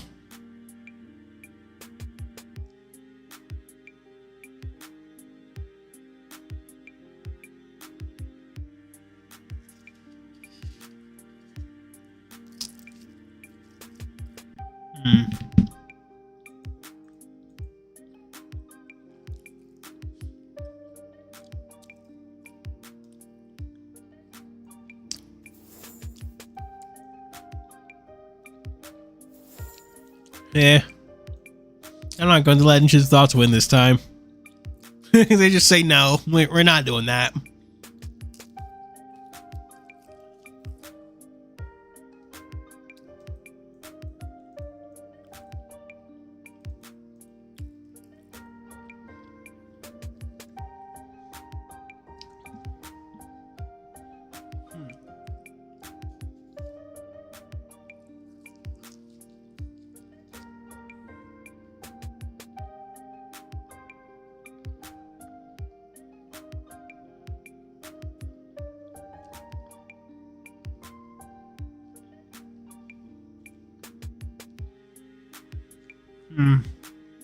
Probably for the funnies.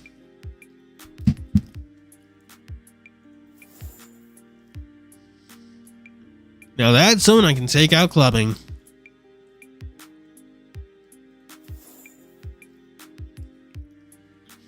Oh my god, twins! You're making me wear this. I have rock a punk outfit. I don't think black looks good. You're blue. Oh, just once for my birthday? I'll think about it. Yay! So it does have different responses. As if they remind me of someone. Better not say it. Isn't this what your boss wears? Okay, that's it. I'm changing. There's a lot of lyric track most. Let's do a turnaround.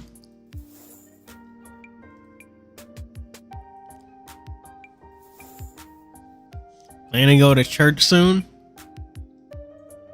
No, why? You look like you're gonna go down on your knees like a good altar boy. Ha!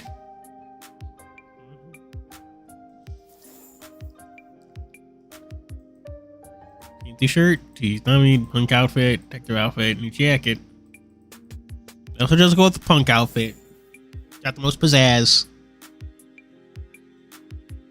Oh, twins. Think about yay.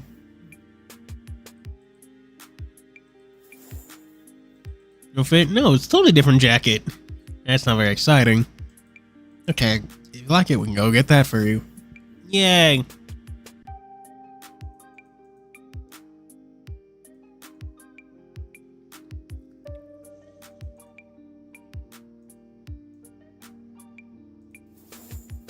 Now that's someone I can take out clubbing. Wanna go tonight? I look him up and down. Sorry, but I'm way out of your league.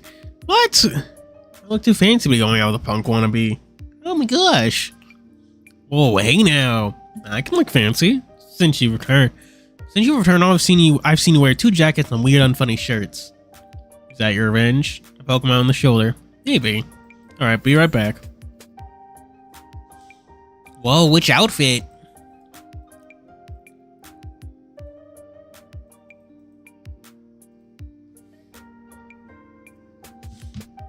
Can't get any gayer than this one. Guess I'll be wearing this to whatever David's had planned for his birthday. Damn, man, I need to shave my fucking mustache. It's so itchy.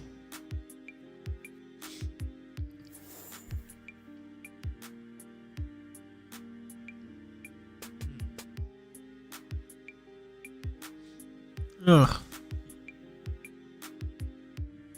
Are you gonna keep the old outfit?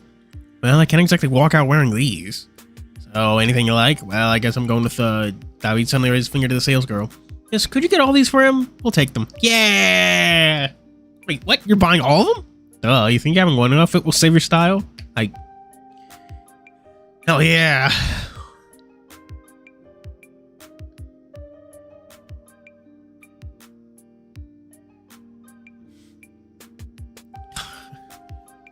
Fancy shirt. Fancy shirt, more like fancy shit.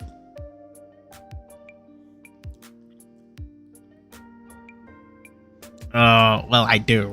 I don't have a fucking razor. I usually just trim it with scissors.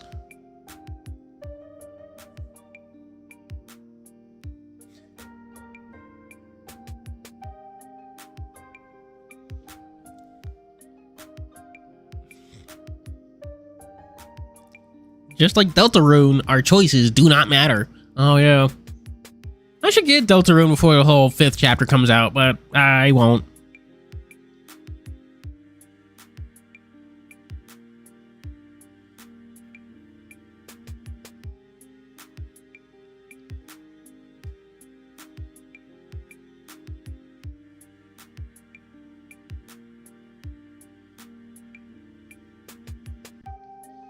David strolls to the till, taking out his wallet, prompting me to follow. He watches each item as a sales girl scans them. Gives me a quick smirk as I glance at him. 40 Zoltek Grossi. Percent discount on Jesus. It's a lot of money. Wow, what a bargain. Card, please. Still a waste of money. No, it only wastes if you don't wear them. Asgore in a kimono. Asgore more like Chudgore. Asgore and Asriel bond over their love for Japanese anime.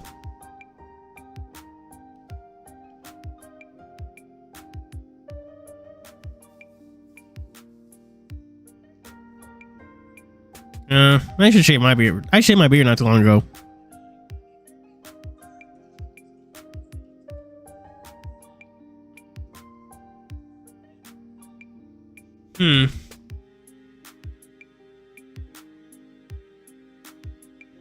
With a smug look, he taps his credit card on the terminal. Girl nods as beep sounds before folding item neatly into 2 paper shopping bags.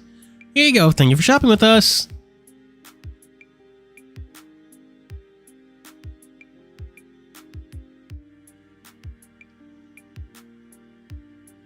But being a sugar daddy feels better than I thought. Don't make me get a knife. Oh, you don't want him as your sugar daddy? Grinning. Fucking damn it. Oh my god, fucking carpal tunnel and all that shit is starting to flare up again. It's bothering me. It's bothering me. All I've done is play a fucking visual novel, but my body's like, damn, dude, you've been fucking using your arms too much. Die. Grinning, Davi casually walks up to the store, leaving me to carry the bags out behind him. Wait! They chase after him. The sales girl fades behind me. Yay. Do you think David's gay? Mr. Hyena boy. Alright, next on the itinerary? Lunch. Sounds like a plan, but he's on shopping bags in front of his face. Could you at least be a gentleman and carry this? Oh, you poor thing. Grabs it. Better get used to it. I'm gonna make you shop till you drop. Now, he and his boyfriend are on a shopping spree. You have more sugar daddies, Tom. You wish.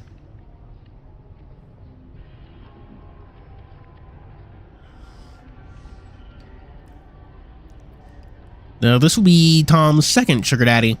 Soon he will collect the 5 infinity daddies, and then when he snaps, I don't even know where I'm going with this joke. What? He'll snap and get rid of all half of all sugar babies in the world. What's the joke here?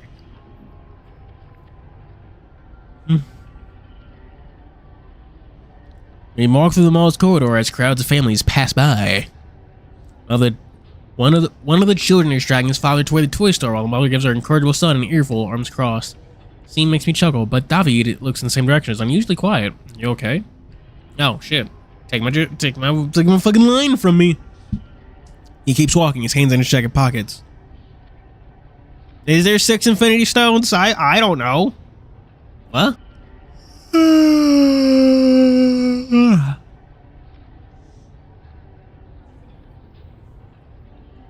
David snorts so my comment.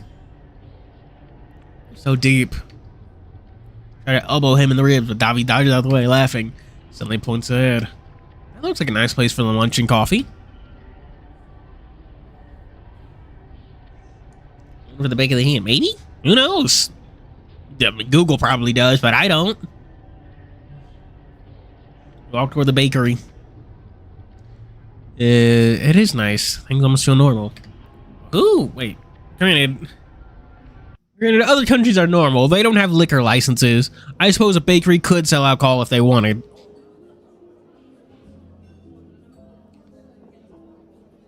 This in bakeries, but you know, Breeze's mother Kudawa breaks the immersion. What does that mean, faggot?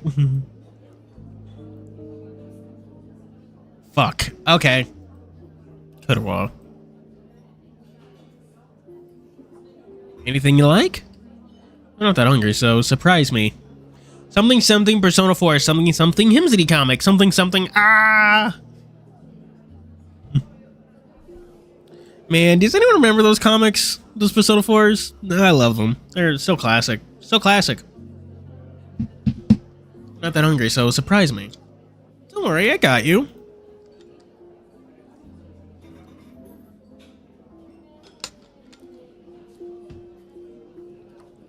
Strides up to the counter while I bend down to check the cakes displayed on the stand. 2 pineapple chocolates, please. French is supposed to sound sexy, but the way he says it, it's just... 2 cafe au lait. Thank you. Ugh. Barista takes his order and says the total.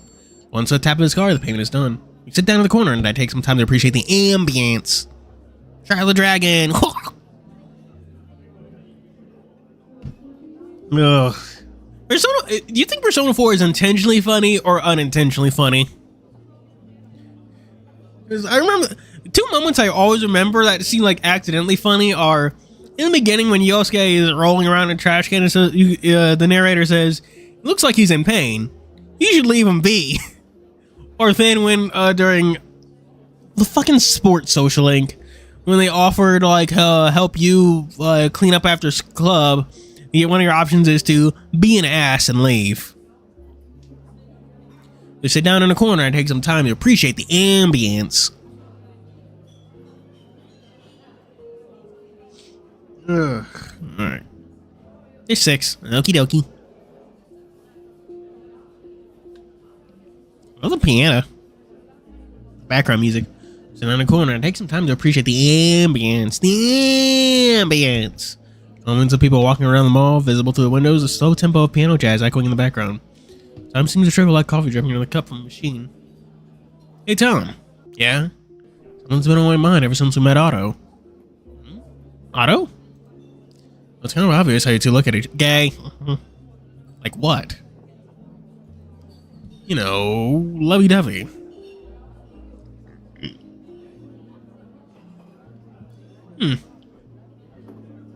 Intentionally funny. Okay. I feel like a lot of moments they intend to be funny, I just didn't vibe with.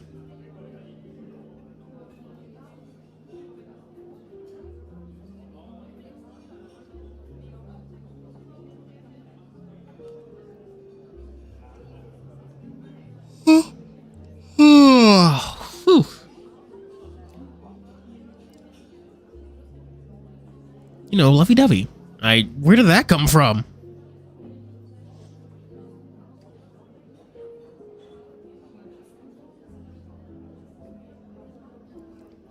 David hugs himself and makes exaggerated kissing noises. Stop that. I kick the air in his direction, starting him back. Oh, close one. Next one will land on your face if you don't stop. Sorry, I was just curious. Why aren't you two? Aren't they? He's definitely necking. 2 people walked in on them.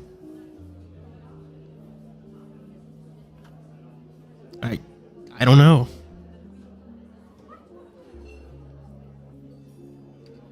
He's so big, buff, charming. Sure you aren't in love with him yourself? The way you talk, you seem like he's more your type. You don't know my type. I don't know. It's complicated.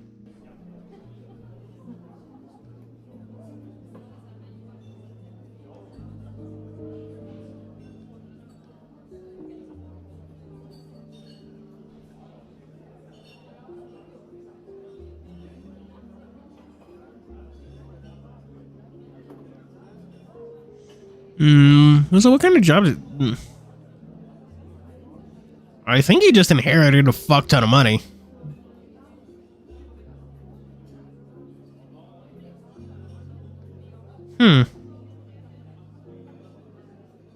But maybe not impossible. Does anyone in chat actually remember what David's situation is? I don't remember shit.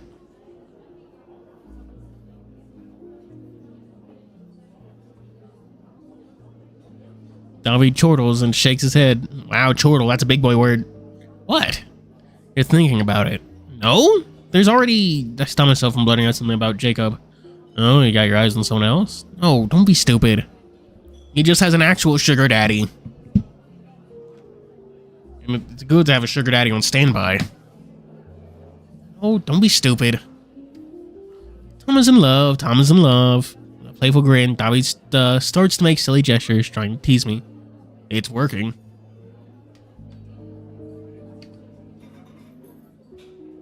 Difference in purchasing power. He has them German marks, whatever they're called. Euros, I bet.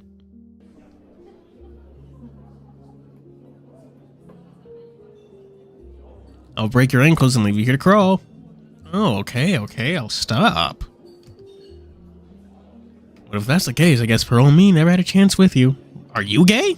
First Otto, now another secret lover? What the hell are you on about now? Suddenly his phone rings. Pause, gotta take this.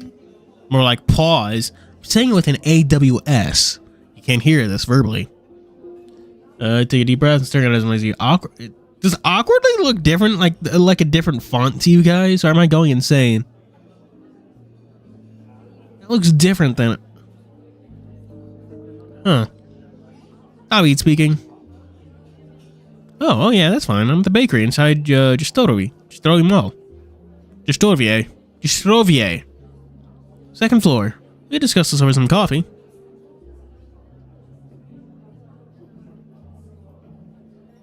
You need to threaten. I feel like you should threaten Davey more. Love me more. He deserves it. I think it looks different. I think all the letters are like, I think the letters are like thinner, and like the kerning on like specifically the second line has them closer together. Kerning, that's a big boy word, chat.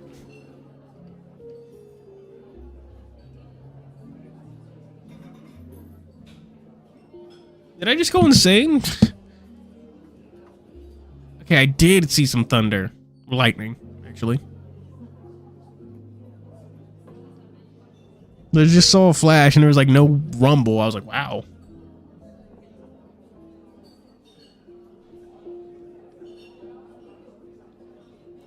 Oh, yes, that's fine. I'm at the bakery inside Jastrowie. So could you just guys sit over some coffee? I should prefer to meet in town.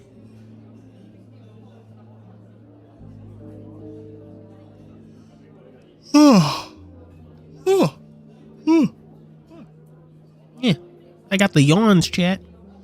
Perfect. Me in 20 minutes then. He hangs up and look at me with wide innocent eyes. What the fuck did you just call? It is storming. Midwest has been going through some storminess. It is what it is. It is what it is.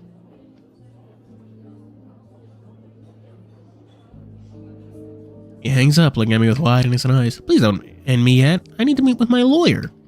Sure. You want me to leave or... Oh, not at all. You can join in. It's just discussing about the current situation. But what situation is that? And what situation is that? All in due time. Is the lawyer going to be Jacob? That'd be fucking hilarious.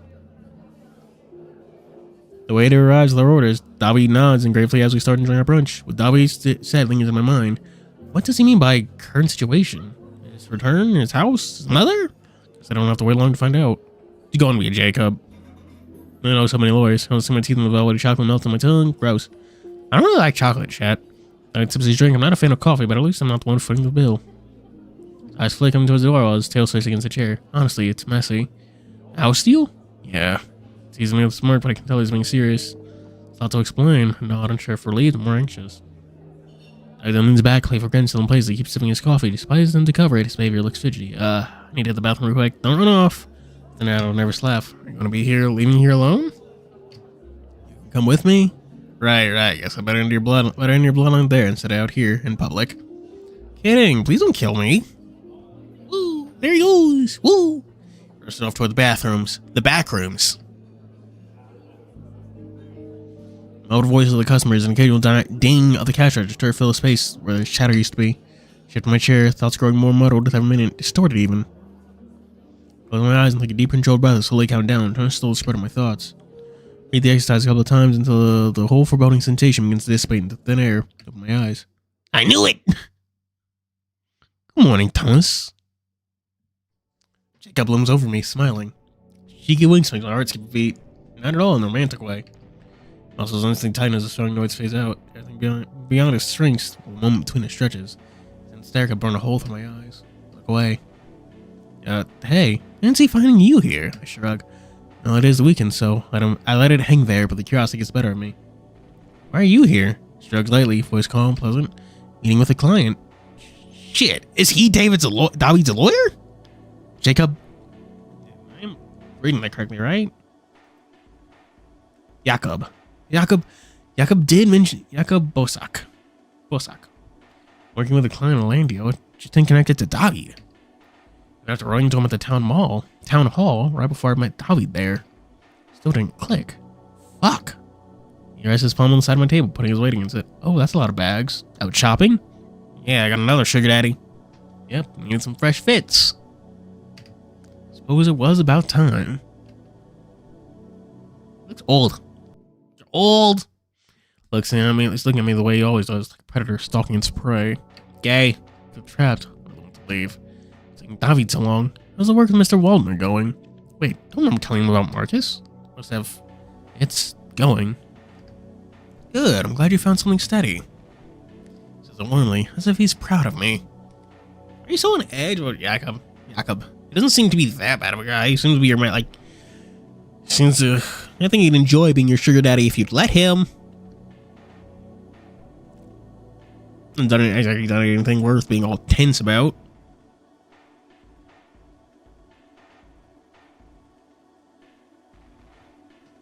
Says it warmly, as if he's proud of me.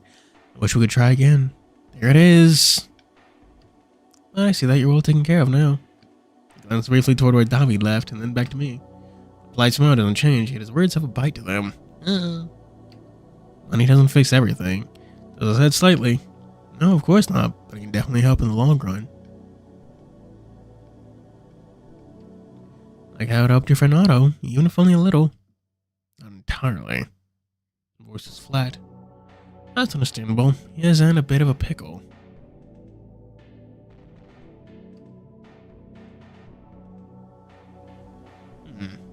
I'm willing to help with whatever it takes. Jakob looks to be in like 40s, 50s. A decent bit older than Tom. I forgot his name for a sec, but hey.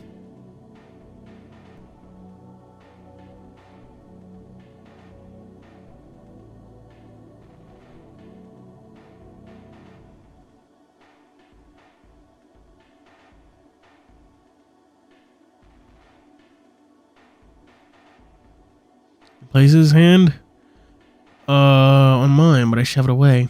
You know you can count on me, Tom. Look at him, hating that even part of me is conflicted. Why? Why don't you like him? You don't like your sugar daddy? Ugh. That's what scares me, because I already know I want this to end. Good now, thanks. Smile doesn't slip. Oh, I don't doubt it. You're always resourceful. Sounds like a backhanded compliment. I was ready for your friends. I needed to help your friends. Where are you going with this? I don't see why bringing it up upsets you. And I don't understand why you keep bringing this up. Just regulate the space between us. Life is easier with money, Tom. Just want to know what kind of comfort I can offer. That's all, really. I don't think we want the same thing. Pauses, observing me closely. Whoa.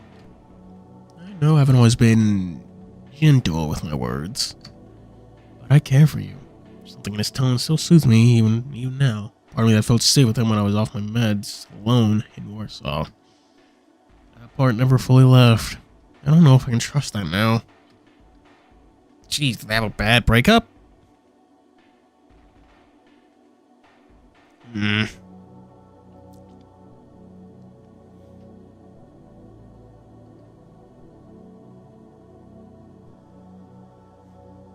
You made your choice a long time ago. I'm done being a thing you kept on the side.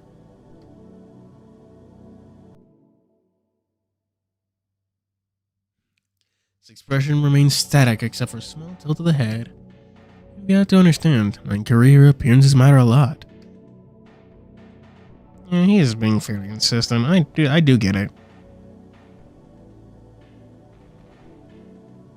Granted, they did fuck for money not too long ago.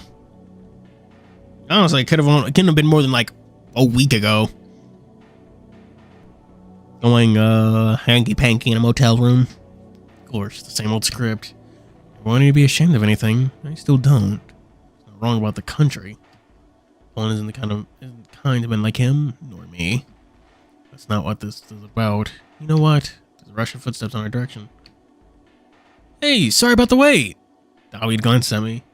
Then at Jakob. You two know each other? I met briefly back in Tom's university days. Yeah, small world. Instant the sly man knew who was just in front of me is gone, replaced by a well-mannered and composed professional. Sent his hand to David. Mr. Rozak, good to see you again. David shakes it cheerfully before dropping into his chair. Jacob takes a seat next to him. Whoop, whoop, whoop, whoop. And he doesn't seem to notice anything amiss. So what do you have for me? Jakob clasps his hands together and straightens his back. I have some news regarding the proceedings of the legal status of your property. Yes, you mentioned on the phone. Is everything alright? Your father is taking steps concerning the property. It's in to assert his co-ownership rights. David freezes mid-sip. So he would move to face all at once. Figures. And we just have to cut him off. Jakob shakes his head slightly. It's not quite that simple. Speak before thinking. As a former spouse and co-owner, he still has legal claims under Polish civil law. Marital property settlement. Jacob gives a professional nod before continuing. Yeah, he did study to be a lawyer, so he would know all this lawyery law stuff. Thomas said, particularly regarding marital property. Give up everything in the divorce. Not entirely. After reviewing the documentation, I noticed the house was never fully settled between them. Legally, he still has a claim. Probably because of Mom's situation. We could contest it, but I don't believe the case would be strong. Like the course might grant him up to 50%. That would be his droop. I watch him unsure whether to speak. Cienie quickly forces a pained smile. In that case, if he insists, we'll split between him and my brother. Now, thought we want Celiash to have something. That's thoughtful. I don't need it, or the money. Jacob nods. Oh, fuck. That's what threw me off. I was like, what the fuck do you mean nods one? I can't read. I guess I'm dumb, chat. Jacob nods once, letting David's optimism fill the space. Yay. Given the circumstances, we might actually want to formalize an agreement. Court may very well recognize your father's claim. So, what's the move? Ideally, a mediated settlement. Court should prefer compromise. I prefer to keep the house and make sure that Ash gets his share. And Dad won't be happy about Dad. It's wise to remain practical. Now he glances between me and Jacob. Voices a small grin. So we'll see what happens if Dad pushes too hard, and we'll split it. Jacob folds his hands and he smiles. For now, we offer him 25%. If he refuses, we negotiate. I suspect that he would not agree to split with your brother, who has no claim of his own. We'll try, and if I'll make sure Eli gets his share, whatever the case. Very well. Jacob stands, dusting himself off, and about, he doesn't finish speaking. The David with my eyebrows raised. With my eyebrows raised, Cienie just smiles. I can wait. We're all too tired to discuss law matters. I don't know. I find it kind of fascinating. Tell me more later. David turns to Jacob.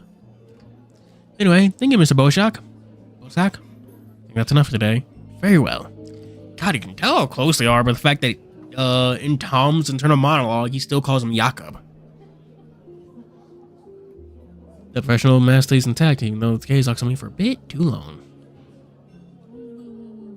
Nice seeing you again, Thomas. Not courteously, then to David, before walking away.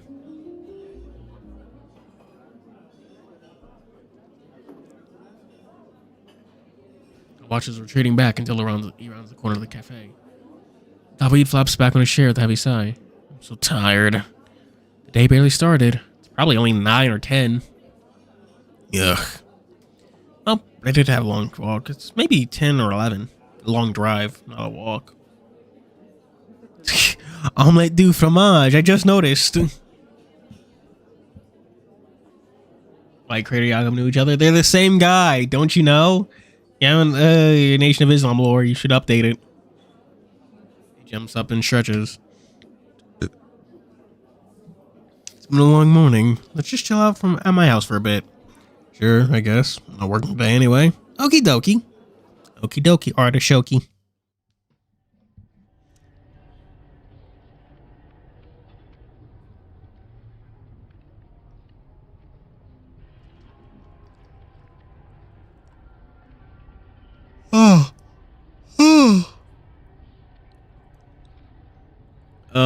You don't know the Nation of Islam lore? The whole weird ass myth with Jacob?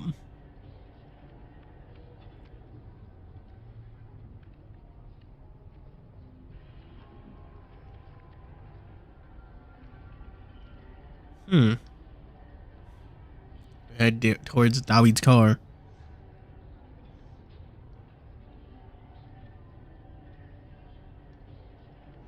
Keep staring at the mall crowd, half expecting to see Jacob there. Almost got me again. I need to break it off. Maybe we'll just leave him alone.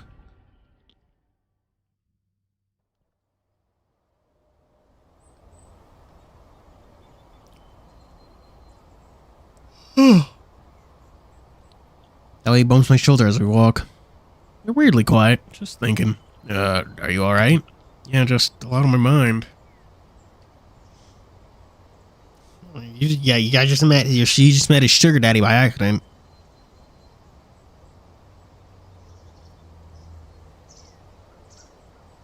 Oh, he gets some proper groceries on the way so I can get my new maid too occupied to think. That's cute. I think he'd make a good maid.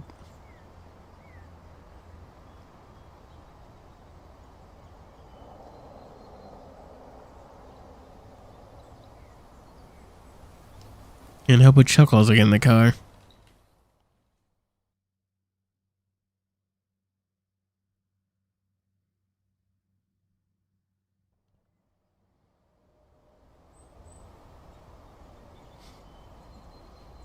I pull up a few steps away from Tishko's residence, down with the engine.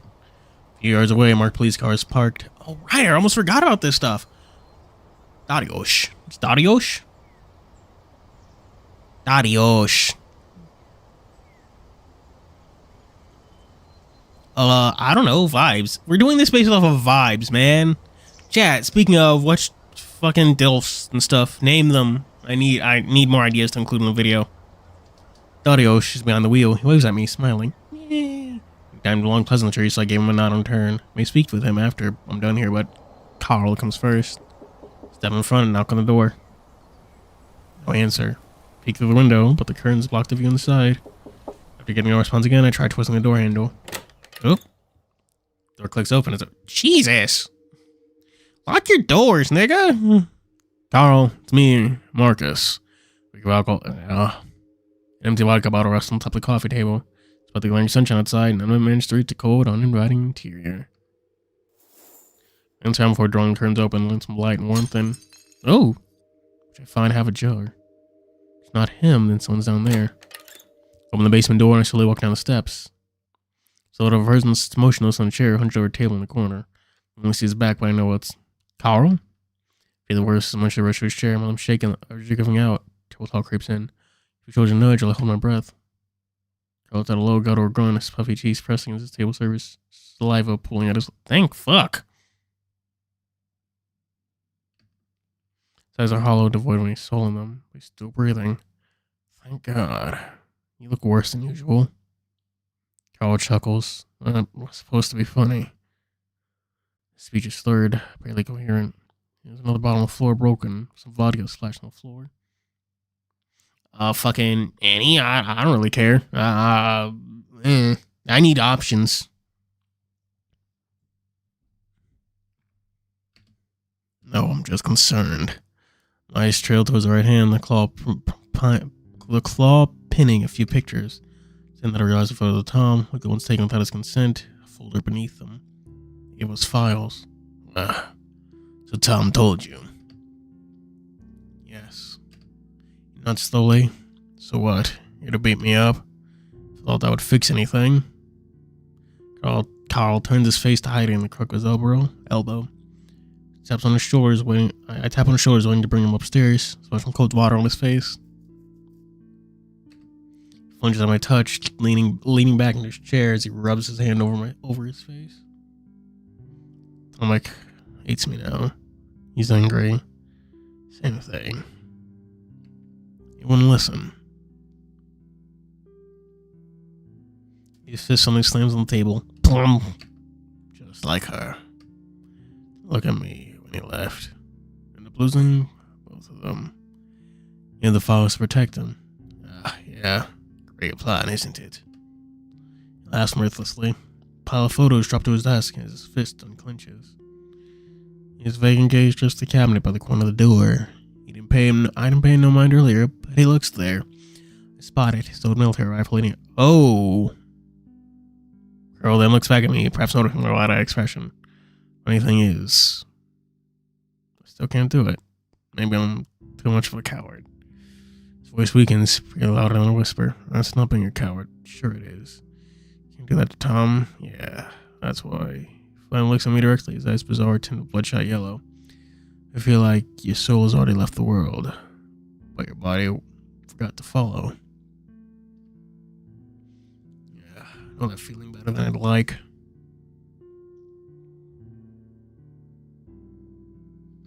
Yeah. Figures. Guess you. I better. I had help. He says nothing, standing there in the half-lidded eyes, almost like he's on the verge of falling asleep. Tom will eventually understand. You didn't see his face yesterday.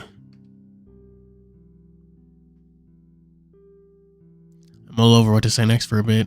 He's hurt. And right now, he needs someone to blame. Better hurt like this than dead. His voice is flat. Like I fucking tried. You made a lot of mistakes, ones I think you might just have to live with. He doesn't argue, instead staring down at his hands. Ava used to say, I was good at the start of things. I was good at the start of things. At the beginning of every day. Just bad at the rest. Sounds like her. Yeah. I was good for an hour or two in the morning before things started spiraling out of control. Slowing down seemed to have lessened, giving him more clarity to his speech. Tom used to wait up for me when I got home from the bar. I thought he was scared of me. Now I think he's making sure I made it back. Kate was only 11. I can only hope that he realizes what his self-destructive behaviors have finally caught up. That his self-destructive behaviors have finally caught up to him. Still, I can't shake the sympathy I have for him. Even if at some point only a saint can still forgive you. In the files for his sake, Marcus. I know. And Tom knows, but it won't matter right now. Just needs time to come to terms with your reasoning. He stares vacantly into empty space. And suddenly stands up and walks towards the cabinet. I watch, tense, ready to intervene any moment, as he picks up the rifle. Places it back in the cabinet, slamming it shut, locking it securely. Jesus.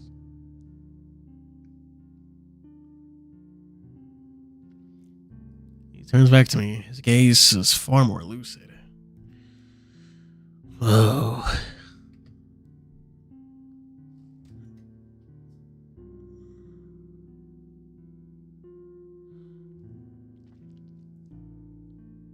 I've got work tomorrow.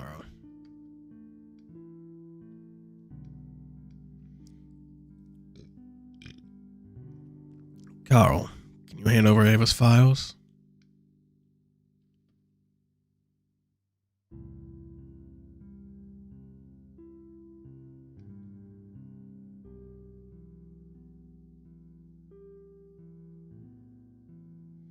What for? Tom and I are going to finish what Ava started. Why'd his hands crunch a fist for a moment? That's exactly what I was afraid of. I know.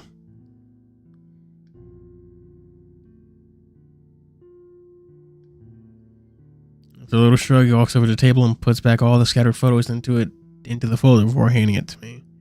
If he dies because of this, it's firm tug as I try to pull it from. I'll never forgive you. I won't let that happen. Tell him something for me.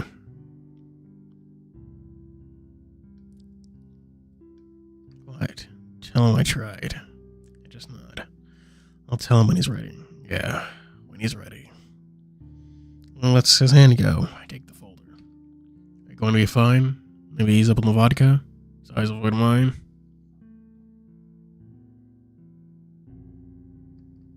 Yeah, we should see more characters who are canonically related interact. Yeah, we do see. Yeah, I was going to mention, Seth and Horus, and I was like, wait, no, that's not Seth and Asamo. That's like the actual Seth, the exile.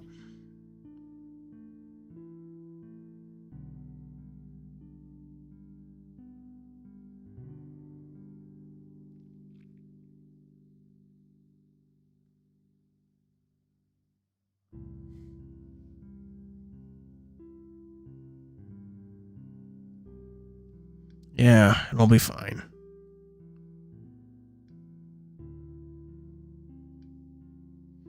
Yeah, I gotta fix that wall now. Nodding, I walk up the stairs. As I reach the front door, my hand resting on the handle, something catches my eye. Small dusty picture frame on a top shelf. Carl stands in the middle. With Tom, maybe 8 or 9 years, with a gap in his front teeth. Cute. Ava's on the side, getting softly at her husband. 3 of them are smiling. I'm sorry. Pause briefly, look at the police car before it's time to walk up to it. Afternoon, detective. Hello, Dariush. All good in there? Yes, you need to pick something up. Still fond of meeting at my office later? Sure thing. You will come by to take over for me at 7. Well, out of your way then. Glance back at Carl's house. That's fine. See you soon, Dariush. Wow. Back here.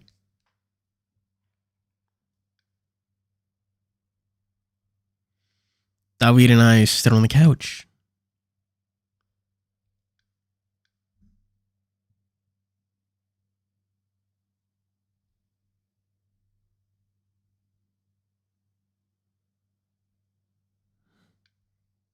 Yeah, we tried to settle in on a movie to watch before realizing neither of us felt like it.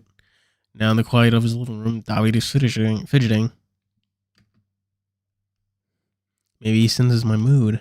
It's hard to stop my thoughts from going back to Jakob. By the time we just have to listen, yeah. We do talk to those. Clean it, huh?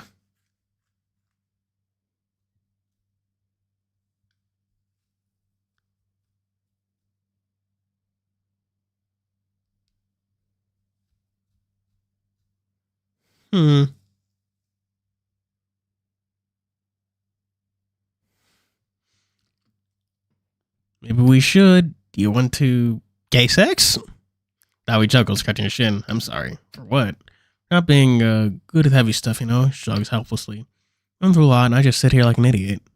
I don't really know what to say. I don't have to say anything. Maybe we could play some games. Or we could go to a party. Yeah. Shows my face for a moment. I see. Not a good idea. I'm gonna say that. Tell him it's alright. Just know I'm here for you. I know.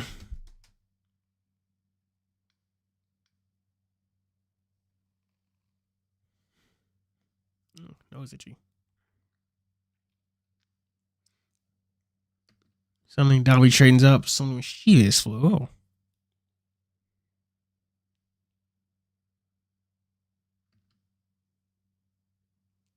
He grins and jumps to us. What is that? Does this nigga have in his plans? What plans does this nigga got? Grins and jumps to his feet. How about we do some? What do you plan on doing? Because I feel like this is gonna be a bad idea.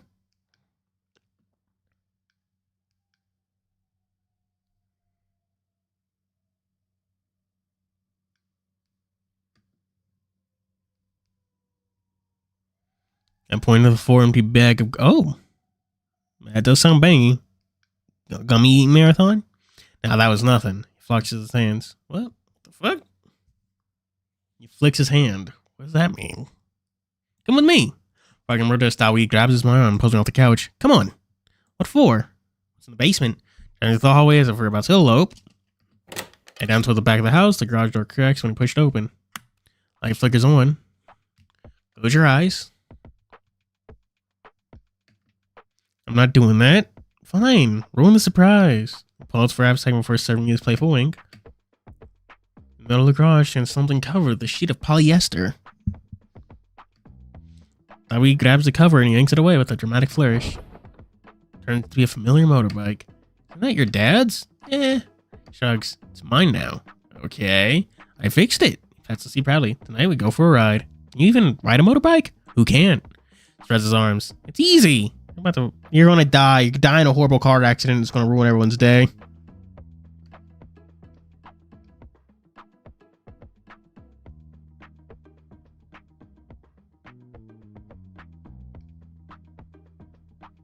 Fuck. I forgot to read that one out loud. Burst out laughing, his tongue lolling out of his muzzle. Relax, of course I can. I'm impressed. I mean, some real punk in you after all. You have a license.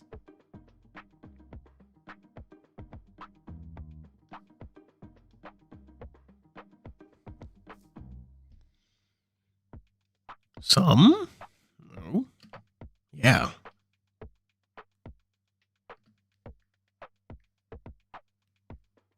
David swings his leg over the motorbike. Open your garage first before you go plowing into it. Aluminum? I think that's what garages are made out of, right? Aluminium. Alright, hop on. You're awfully confident. Relax, have a little faith. That doesn't seem safe, especially when bikes are prone to causing more fatal accidents because of David groans. Ugh, whatever, dork. Vroom vroom. There are a few steady kicks in the start lever, the engine begins to rumble. Nice, nice.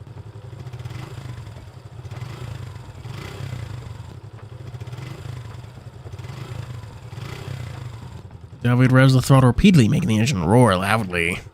Hesitate for a moment. You're acting like an old person. David keeps patting the back seat and wiggling his eyebrows. Keep them wiggles going. It'll work eventually.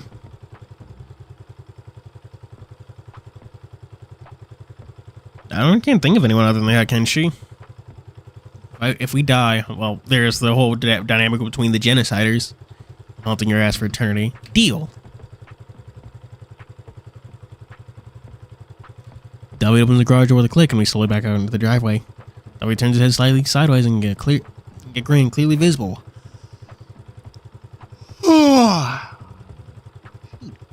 This can't be good. Do you trust me? Not really, at least not at the moment. Oh, guess your life in my hands anyway. Sounding the motorbike. Yoom! Just forward from the thing to him. Fuck! Hold on tight! Then twist the throttle fully and we speed away into the quiet street. Bikes.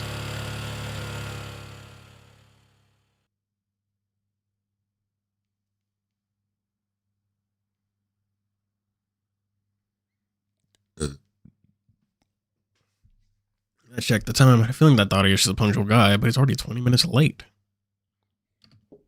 Speak of a devil. Oh, Mike is like casual fits.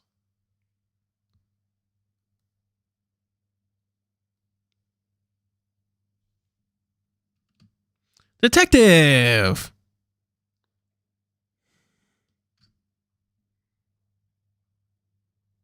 He lowers his arms immediately, nearly dropping the pack. Whoa, chill.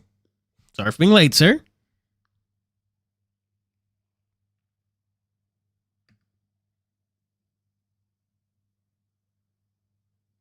Speed, stop for the beers. Well, come on in.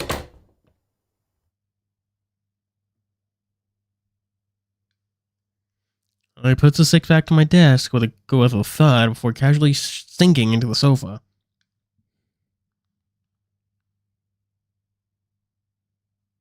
But are they biologically related though? Because that's what I'm asking. Where I look, Fenrir and Hottie are all related, but never interact with each other on screen. Yeah, isn't that funny? Kind of weird, honestly. Put six back on my desk with a thud before casually sinking into the sofa.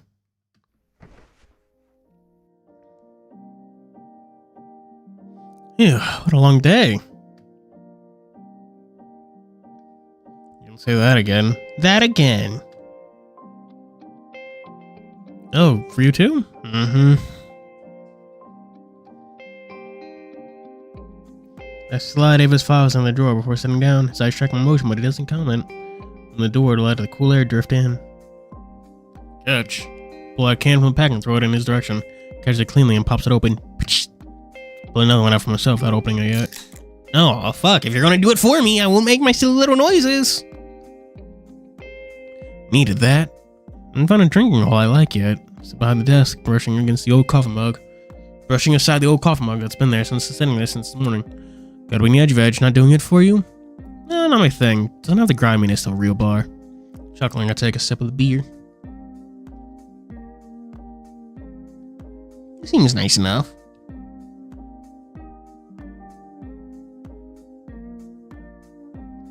There was one place in Warsaw. There was this one place in Warsaw. What was it? Kraken Pub. We used to go there. Grimiest place I've been to, but had a great drop beer. Don't think I've ever been. But if you're recommending it, I'll visit when I'm back in the city.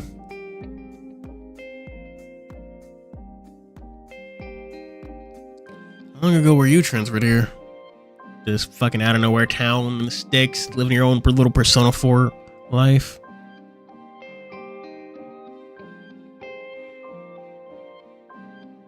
Man.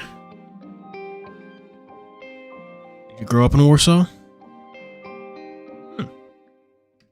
Yep, most of my family's still there. It's been a long time since I've been in Warsaw. Sometimes I have the urge to visit, but I can't bring myself to go. Darius was watching me intently as I drank from the can. But I don't think you asked me to come so we could talk about me. So, what can I help you with, detective?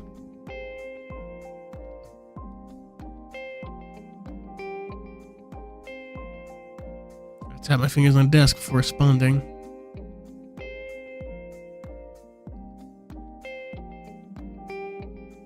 You mentioned not being afraid of a gotta. Ooh. Oh, Chief? Yeah, I did say that. Oh, am I getting in trouble? You might be, because I have a favor to ask from you, though I gotta understand if you refuse. Thaddeus leans forward slightly. Nah, I can help. It's the least I can do to repay you. Pay me for what? What you did for our community? I'm not sure I follow. I mean, when you stopped the bastard who was killing our people. I have to stop myself from flinching at his words. Now it clicks. But if Darius thinks I'm some kind of hero, he's sadly mistaken. Can't stop the images that bubble up from the cold, dark depths of my memory. Oh no! Whoa, this does not look like the usual CGs. The face leering at me even as blood trickles out one of the corners of his mouth. The snowy pavement under us is soaked in it. Crawled away from the ground to lean against the brick wall. You're so quiet, detective. I know my art has touched you personally. Surely you have something to say to me. Stop talking. My voice cracks. My grip on the gun tightens. Oh, rage burns hotter than my words with the words on my side. He laughs, wheezing a harassing laugh for devolving into coughs that spray more. Ew.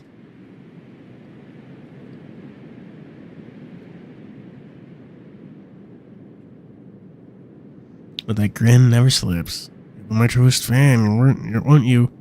Work was always on your mind. No idea who made this. It's good CG. Good CG. A lot of fun. Even if the world forgets me, you never will. Bang.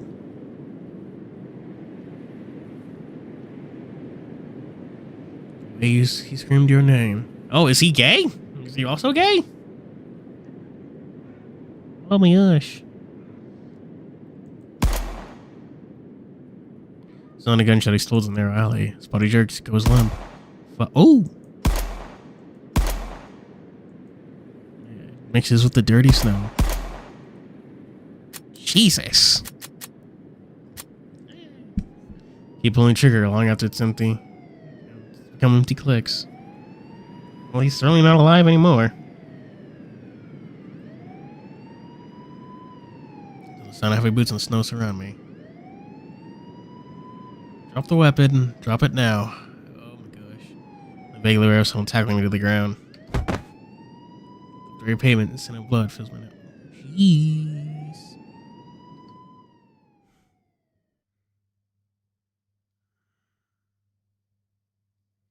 I shake my head, hoping Darius doesn't see the slight tremble in my arm as I bring the can of beer to my muzzle.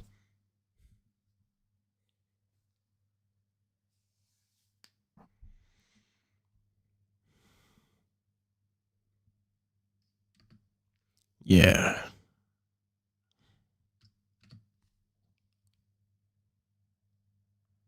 Oh, jeez. Darius grimaces. Shit, sorry, detective. Didn't mean to bring that up. Oof. It's fine. It's long in the past now. He nods. I wonder if he knows just how personal that case became for me in the end. Right. He leans back on the couch, his arms resting on his knees. Anyway, I meant what I said. Right, it'd help. I give him a faint smile. How exactly do you end up in Jastrovi, Darius? Too much of a snooper, apparently. Perfect! Corruption? Oh, no. Nothing like that. At least nothing I could prove. This part slips out a little quieter. You found enough to become a liability. Something like that. My curiosity wasn't appreciated. I'd like to know who I'm working with. Man, did really good drawing his hands. Meaning I check some files, colleagues, supervisors, you name it. People I'd be trusting with my life. Thought it was reasonable. Confidential personal files? Yeah. You don't realize those aren't exactly public. You do realize those aren't exactly public records, don't you? Oh, I know. That part became very clear afterward. And what did you find? Mostly boring stuff, the forces and drinking problems, disciplinary reports that don't lead to sufficient reprimand. Someone who never shows up in paperwork when things go wrong. Funny how that works. I see. Your boss didn't appreciate the initiative? Apparently not. Oh. I tried to argue. You got the boot. No fun for you no more.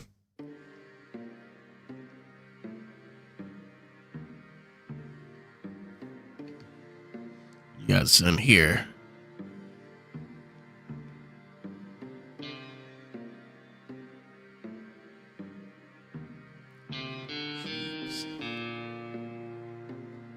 Yeah.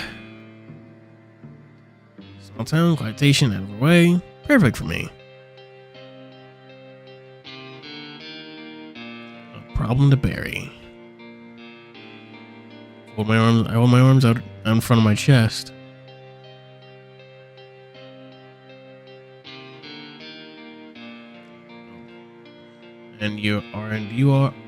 Are you a problem, officer? Depends on, yeah, that's exactly what I would we're gonna say. Depends on who you at. Depends on who's asking.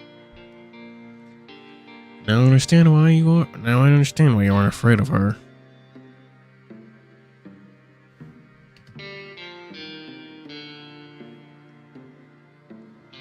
It's hard to fall much lower than here. At least true. Could get fired. Probably have to move or some shit. Oh, which detective?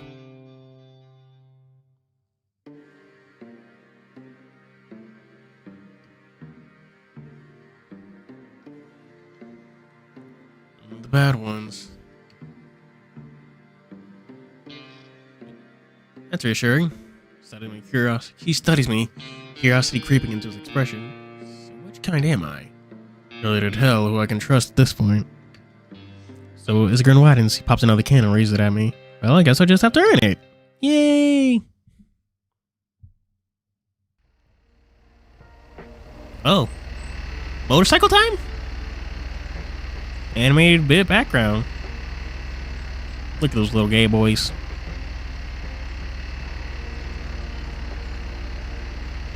The evening air hits my face while I adjust the tight goggles David gave me. Luckily, David drives slower now. No daredevil pushing against to show off. He actually wants me to enjoy the ride.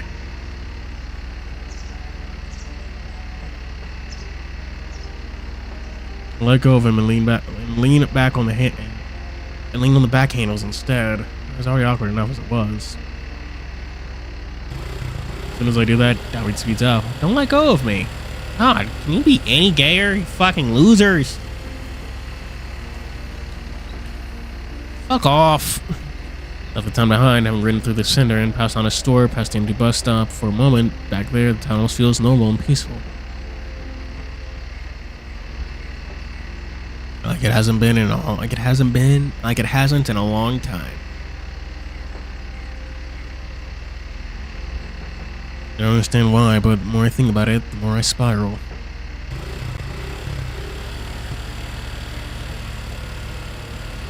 Eventually, David turns onto a narrow dirt road and the bumpy ride snaps back as we enter the forest.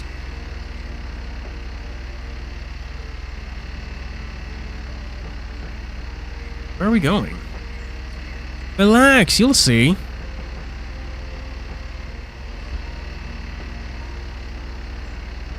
Trees grow thicker around us. After a few minutes, the road ends in a small clearing. Ooh.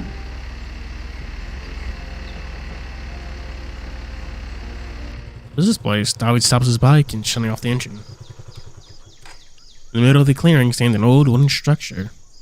A weathered watchtower leaning slightly. Ooh, no way. Stop the bike, hanging goggles off the handle. This thing's still here? Of course it is. Looks like it's about to collapse, bro.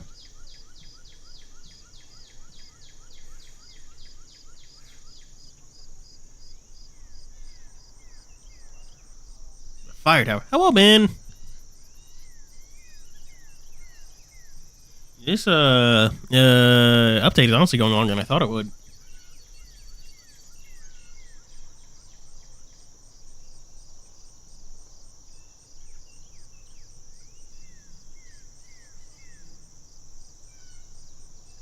And now he takes his goggles off and sets them on the bike seat.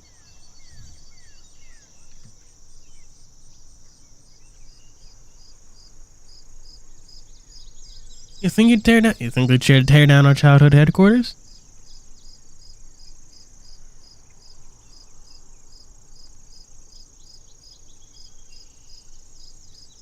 You, us, and at least 2 other groups of kids. It's cute.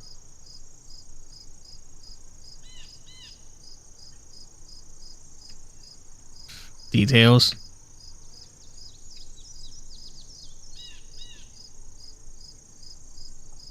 It's time to climb this thing. Almost. Oh, Jesus.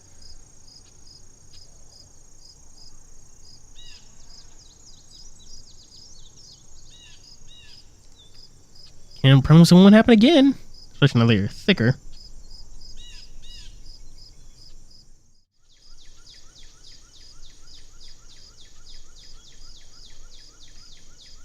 Can't promise it won't happen again. I've grown bigger. Flexes his bicep. No. Maybe sideways, yeah.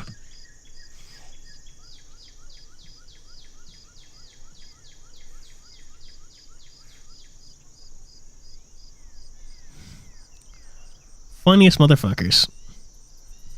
He walks towards the towers, laughing and flicking off the flashlight on the flashlight of on his phone as he goes. Oof. Man, I miss this place.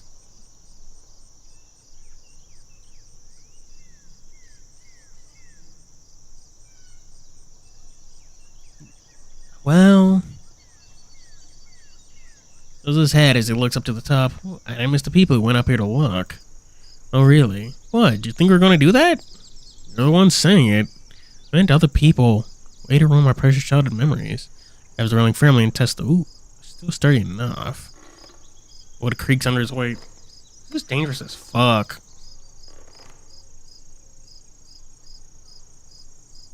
Convincing?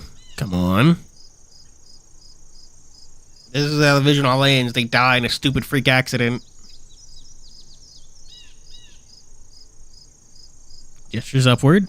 Best view in the area. Fucking no other ones. Best view in the area.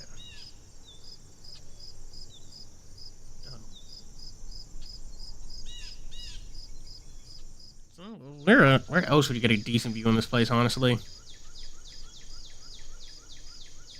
Follow the steps behind, making sure our weight won't cause the thing to collapse. The wind picks up the higher we get. When we reach the top platform, the forest opens up below. Rows of trees stretch in every direction. And far beyond the tree line, Comino sits in the distance. That way he leans against the railing, panting, struggling to catch his breath. Still worth it. Maybe you wouldn't stop. Maybe you should stop buying. Shouldn't they go grocery shopping? Maybe you should stop buying those frozen pizzas.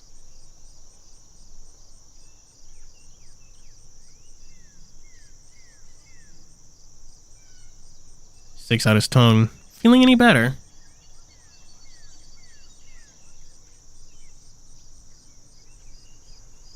A little. Look towards the distant ruins.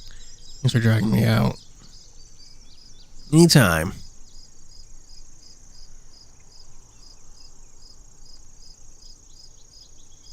He bumps my shoulder. You're starting to look like a ghost back there. I need some way to answer, but I end up shrugging instead. I won't give you some witty answer. I want to give. Oh, what? I know I did.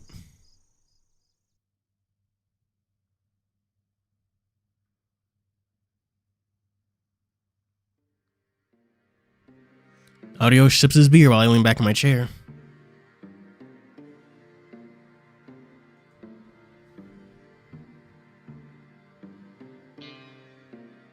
Tell me something. That's good. What do you want? Hypothetically? That's kind of question. What if I told you I suspect someone is either very incompetent or messing things up on purpose?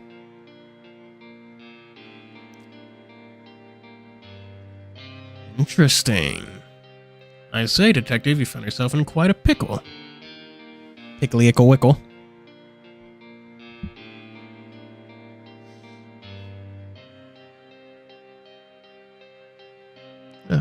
nose itchy. I really do need to trim this fucking mustache. My god. Yeah, I need someone to confirm who it is. Is that where I come in? That's what she said. I'd be happy to help. He takes another sip. So what are we talking about here? Mr. Paperwork? Mysterious office. Stayed in the evidence room? Nothing that exciting. Check your phone. Send them the photo I took.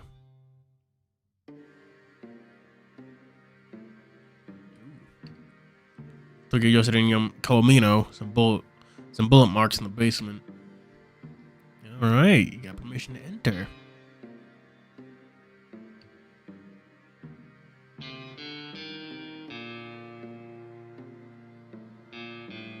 Yeah. Turns his neck down and inspect the photo on his phone. Interesting. Suspecting something bad happened there. I mean, could it just be someone shooting for fun? In the dark? In the basement? There are better places for target practice. Fair point. Based on the shape and location, looks like they came from the doorway, which means whoever was inside probably wasn't having a great day. Catches them quickly. Bang, bang, bang. Bloodstains? Good. All I need from you is simple. Check the Colomino files, see if any reports or signs of gunfire. Sure, detective.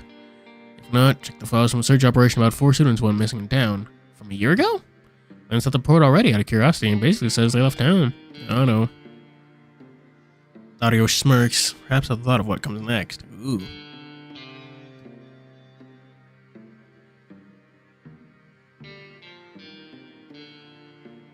So you're expecting foul play. Could be interesting.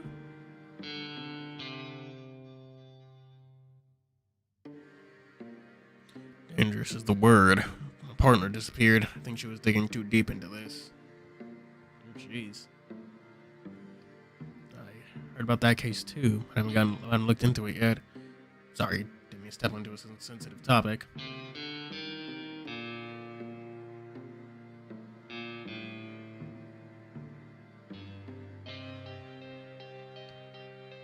I'd be happy to help you with all that, just on one condition.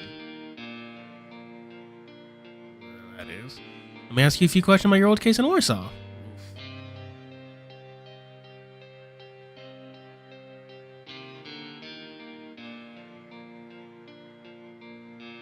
Over my eyes forcing down the same images from before. What's rough?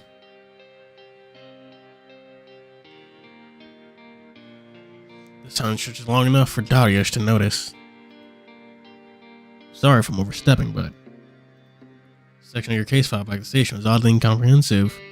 Not much is known about the actual case. You seem to have powerful associates. Last time I talked about Warsaw, I was in the interrogation. Jesus. It's a long time ago. Fold my hands together, taking my time.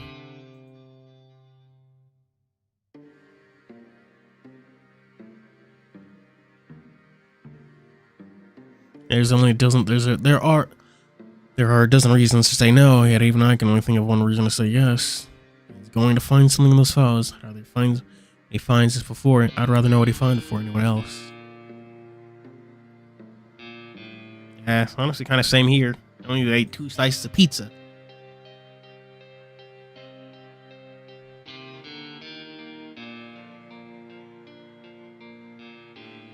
Could tell you, but only if you find anything concrete.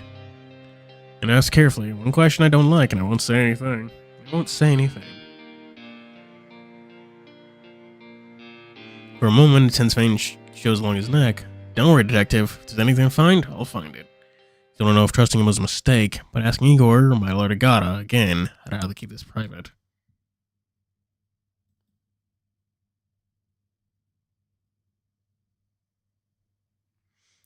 Firmly grab. I finally grab that can that's been sitting in front of me and pop it open. For now, I was about to say, trying to say grasp, but I just knew that wasn't right. My mouth wanted to say something different than what the words were actually saying. The words I was reading. For now, I can pretend he has my trust. What he does with it remains to be seen.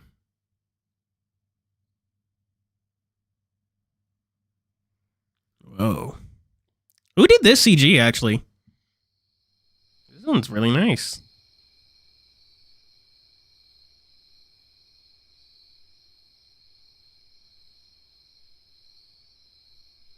The trees sway in the wind as we look on. Colomeo sits in the far distance, dark against the fading sky, a passion against the encroaching nature.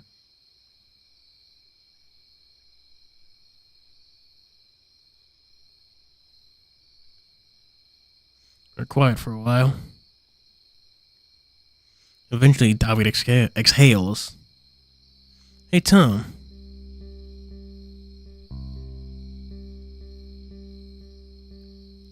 Poor Tom. I always, for some reason, I always think of Poor Tom. That, well, I know it's like a band and stuff or song, but I always think of that one arc from Joe Jolian. I was about to say Diamond is Unbreakable, which close enough, but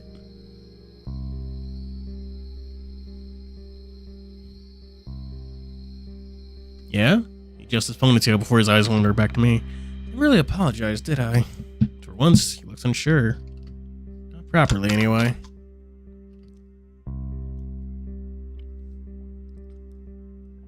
For what? For leaving.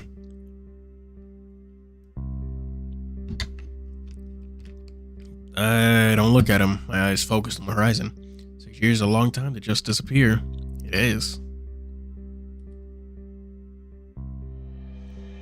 But now I at least know about your mom. And honestly, after everything that happened recently, I can't really blame you. If I had a chance to save my mom somehow, even then ignoring everyone else, and said him with a pained smile, I'd probably do the same.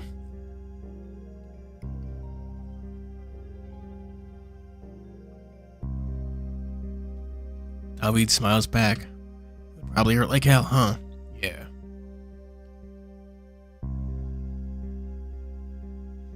Should have called, visited, or done something.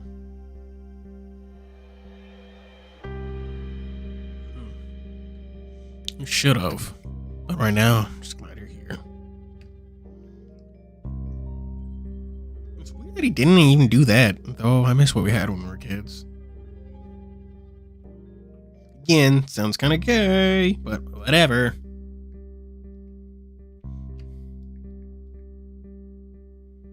David shows a faint smile, but the expression fades quickly. God, I can just not read today, you know?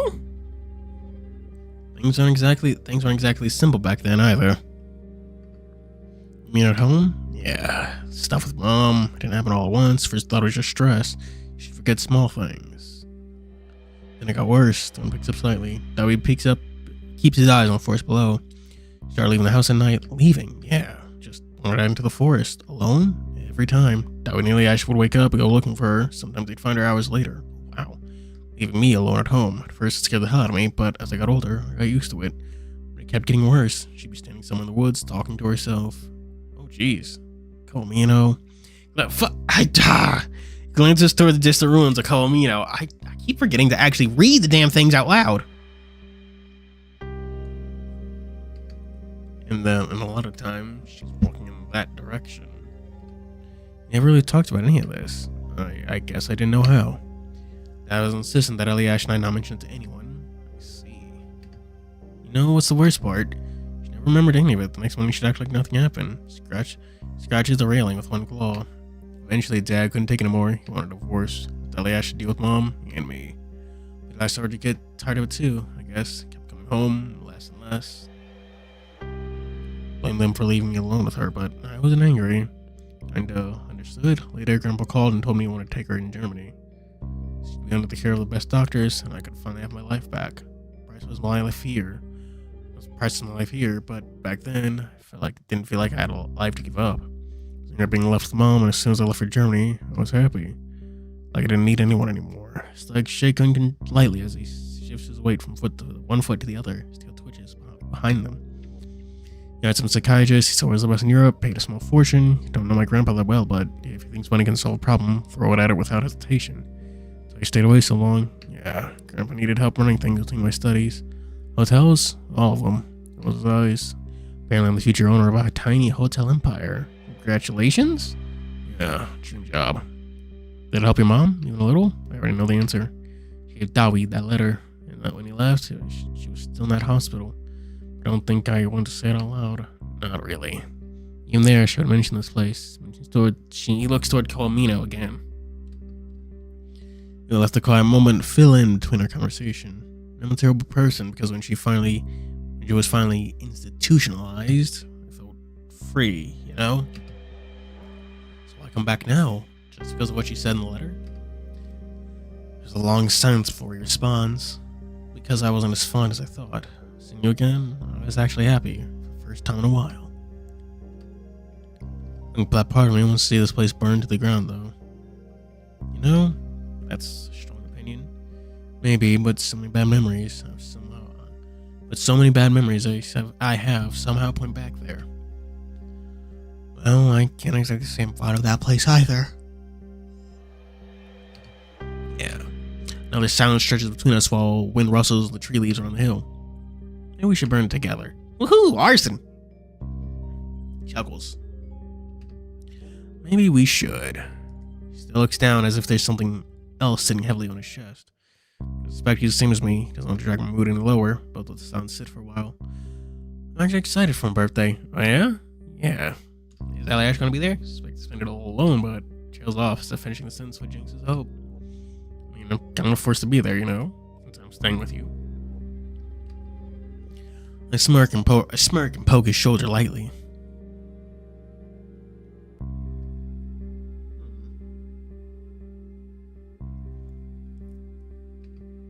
For a second, I think I went too far. No, he doesn't laugh. Just nods slowly. Yeah. Sorry, I'm not being serious. Oh. Blinks his eyes, slowly perking up. No. Small smile returns to his face.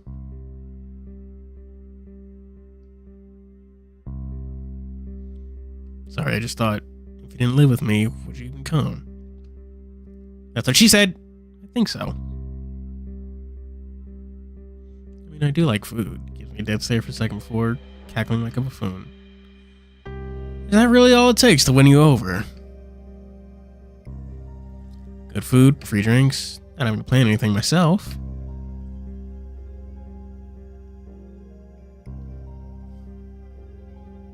Pretty solid deal. Wow, your standards are inspiring.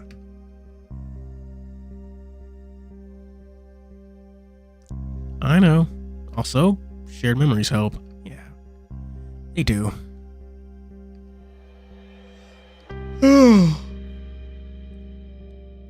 In the sky, some stars have started peeking through the thin clouds. Same sky we used to stare at as kids. Back when everything felt smaller and simpler, that we'd sigh grasped my attention once more. Still, thanks. For what? For showing up, even if it's technically against your will. Don't get used to it. Too late. Nudges my shoulder lightly. And for the first time tonight, he looks like the David I remember. So cute. Again, gay. But hey, it is what it is.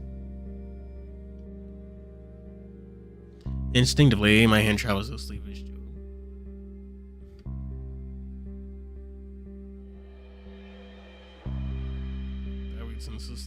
Senses the tug, yet doesn't pull away. I don't look at him as neither of us says a word. My hand finally settled on his shoulder, grasping firmly. His warmth, I can feel a gentle rhythm of his breathing as he exhales. Meanwhile, though he gazes at me longingly, followed by a cheeky smirk, he's probably testing me how long I can hold his shoulder before I let go in awkwardness. I don't care. I want you to know. I know he wants this to last too. Still after a long while, David clears his throat. Hey, you know you have that in you. Shut up. He doesn't push it in further. Instead, he reciprocates by grabbing my waist, pulling me closer to him. While it's getting super dark, I think I should head back. Yeah. I just moves immediately. Tom, yeah? Looks at me for a second. Something special I haven't seen before. Or maybe I've seen it and never looked at it directly. Thanks. Don't mention it. Then nod, he starts heading down the stairs. Linger up there for a moment before mulling over everything I heard. A big part of me who does want to see Colomino gone. Memory of pounding a heavy metal door in the utter darkness, waiting for Dawi to help me. Tugs at my thoughts. I remember that. I remember Marcus mentioning, yeah, he got locked in a basement once.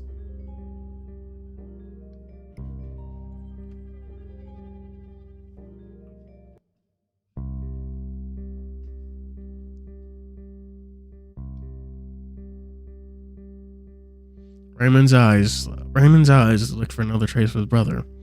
Dowie's face as he recounted his mom's mental decline. You coming? Yeah.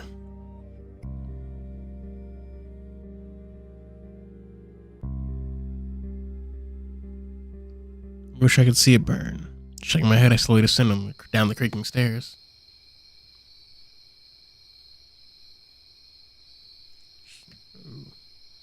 At the bottom of the watchtower, Dowie stares a motorcycle for a long moment before turning back towards Calomino, then at me. I think we're gonna drop by Eliash's place for a bit.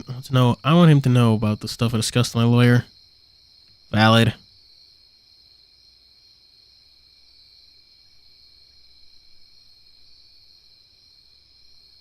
Oh, wouldn't it be easier to invite him over? Your dad being there?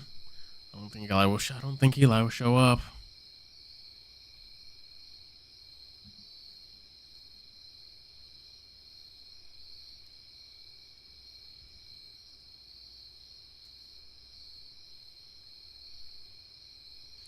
I see. Do you want me to come with you then? If you don't want to, I can drop you off at my place.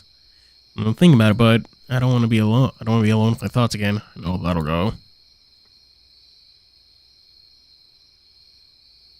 Besides, before any burning, there are still things about Colomino that are important to our investigations. Hey, didn't your dad used to write something that involved Colomino? Maybe? Never really cared about his writing, but he might have mentioned something like that. Do you mind if I ask him about it when we get there? Sure, knock yourself out. If he bothers talking to you, better talk with me.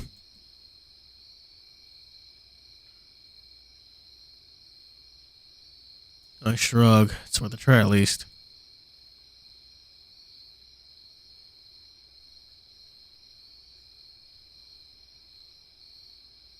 The goggles on and Sabine David.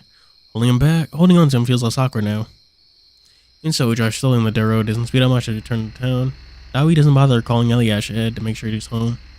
Maybe thinks Eli doesn't want to see him right now. Valid.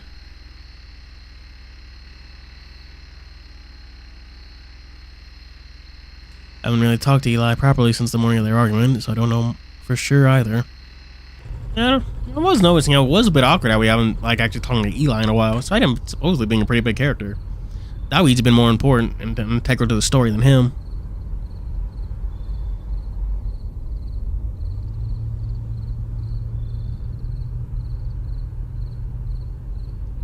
We arrive soon as Shikalna Street. Woo. Sometimes meet Eliash here when we hang out, but I basically never go inside. Whoa. Is it gonna be happy? Is it gonna be foreboding? There's only one way for us to find out, chat.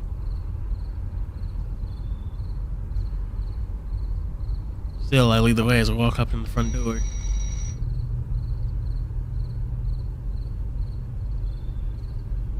There's a bell rings. Eli opens the door. Didn't expect to see. Oh, you're short. He's short. Oh. Hey. What are you two doing here? I have some stuff to talk to you about. And, I want to ask your dad some things about Colomino. Eli asked him in the doorway in front of him before finally stepping aside to let us into the house. Whoa. How are you? How'd the fishing trip go? Fine. I miss school. It went better than fine. It was good.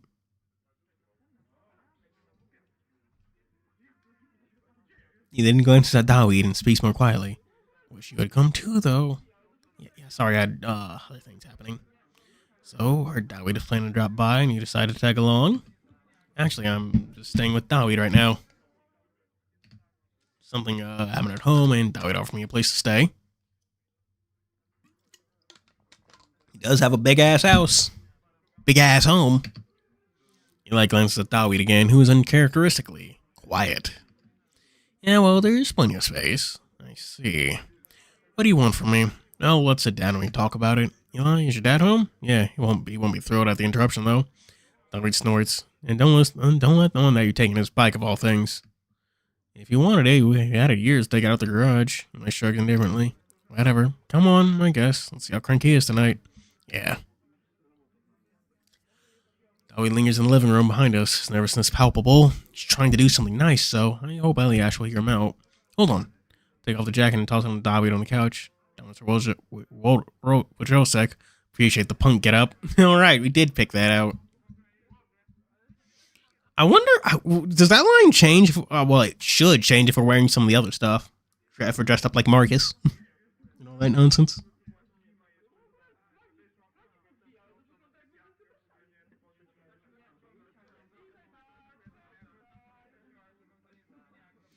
Fully light up the stairs, he comes back at me. What's with the outfit? Dawid insisted. I see. Emerge into the upstairs hallway and I take a deep breath. I didn't know I could still feel like a kid who's out to be scolded by someone else's stern dad. Mr. Wojciech. Wojciech? Am I saying that right? Wojciech. Wojciech. Used to do a lot of things back in the day. They actually approaches one to close doors and knocks. Someone, presumably Mr. Wojciech, loudly clicks their tongue loudly enough that I can hear it out here. What? I'm busy. Dad, Dowdy's here with Tom. Tom has some questions about your writing. My writing? Who's Tom? The door opens and Mr. Wojciech squints to us from behind his glasses, wearing his signature annoyed look.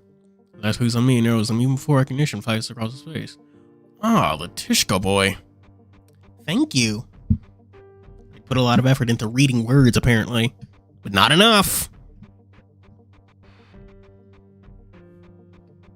I awkwardly raised my hand in greetings. It's good to see you, Mr. Wojciech. Haven't seen your face in a while. So your brother's already bringing strays to my home, Dad, what do you want? Okay, he's I remember.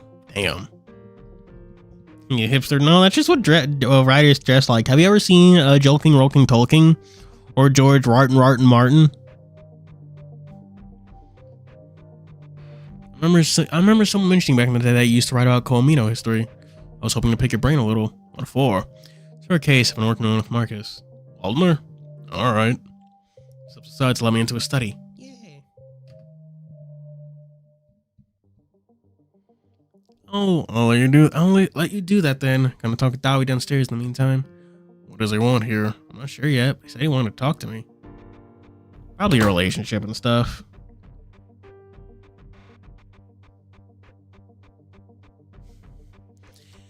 In a different nod, Mr. Wojciech closes the door in Eli's face. He's on his desk and crossing his arms, studies me intently. I should mention that you dropped out of law school. That's right, I had to come back. Vigorous. Not just like good for nothing. Not just like my good for nothing sons, huh? Wow. It takes a few seconds for me to process those blunt words and not to get angry. How can you say that to Eli when he stayed with you the whole time? Delivery driver at 28. Said I'm wordlessly clenching and unclenching my fist. Seems oblivious to that. I mean, Davids is like an heir to a hotel empire. He knows what he's doing. Seems oblivious to that. Instead of glancing at the open notebook lying on his desk for him. Heard about your mother. Real shame, lad. She'll never if you'll be in this town with some sense in them. Thank you. So what was it that you want? What? What? Oh, right, like I said. It's about Colomino. Did you hear about the group of students that disappeared last year? He was annoyed at my question. Talk to the police about all that. Well, I should already know about it. What kind of investigators are you? Like several times. What is he talking about? What do you mean? Why did the cops talk to you about it? The kids were here to see me. I don't know which idiot told them to bother me, but apparently they want to ask some questions on my research too. In the way, obviously.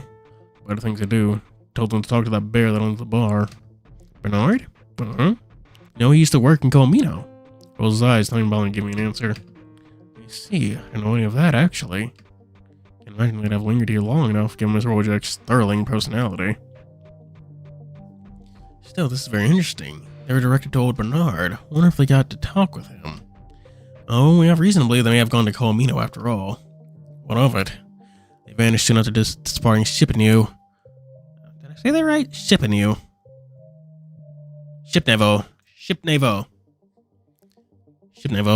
They went there, something might have happened, so I was wondering if you could have any ideas. Certainly I have ideas. The fact that is considered a safety hazard and thus restricted to casual visitors. Those on the kids who went there, whatever accidents happened on them, was on their heads. But there's been no evidence of any accident. Wouldn't have just vanished. He shrugs. Does Colomino have any other history of disappearances? In recent times, besides those four, none that I'm aware of.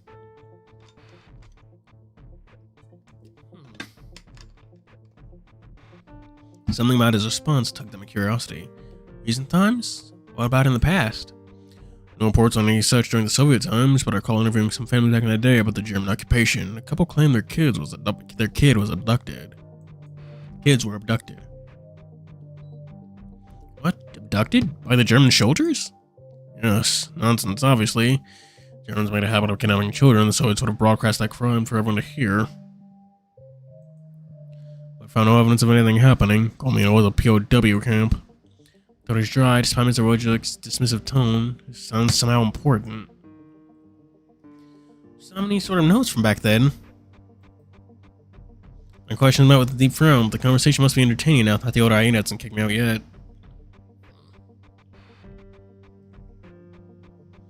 He stands from his chair and starts to walk to the wall behind me. It's all one big bookshelf.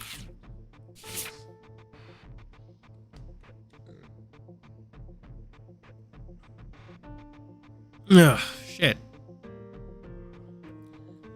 7 minutes pass in silence for Mr. Wojcik retrieves what looks to be an old notebook of one by one, rifling through them, muttering to himself. Standing there in silence, having him search without interruption. I should say something. This shouldn't be all that relevant. It's been gone for over half a century now. Can't shake off the feeling that I should look into this. It sounds like a whisper in the back of my mind urging me on. I should get these digitized for easier organization. No, what?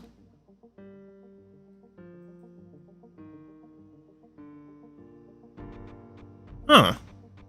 I've already clicked on the history. Whoa, I didn't know it looked like this. That's nice. Sure do. Mr. Wojcik retrieves yet another leather-bound notebook. As he starts looking through it, his expression brightens a little. Whoa. Oh, there. Let's see. Turns up on your pages and turns several back. Starts reading. There it is. Don't trick him to hysterical woman, huh? That gross comment. He finally hands me the open notebook. Takes a moment to adjust his handwriting. I'm lucky it's better than Eliash's. Again, Eliash is lucky to be different from this man in anything, including handwriting. The less resemblance between them, the better. The interview notes are dated to May-October 1992. May to October 1992. Andrea Branch, 70, Banak.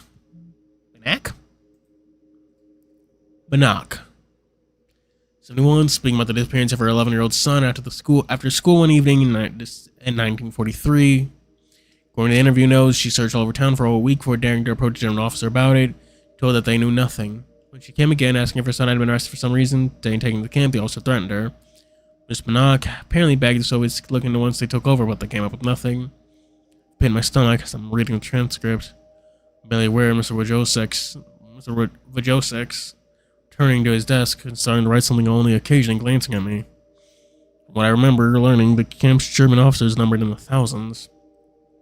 I think of several sickening reasons on what would abduct a kid while the rest turned a blind eye to it. In fact, the poor woman never found out anything about her son's fate is most nightmarish. It's kind of lack of closure. It must be hell. What was that? Nothing, just musing to myself. Look at another interview. Story is eerily similar. Girl in a Batek, 83, daughter Zofia went missing.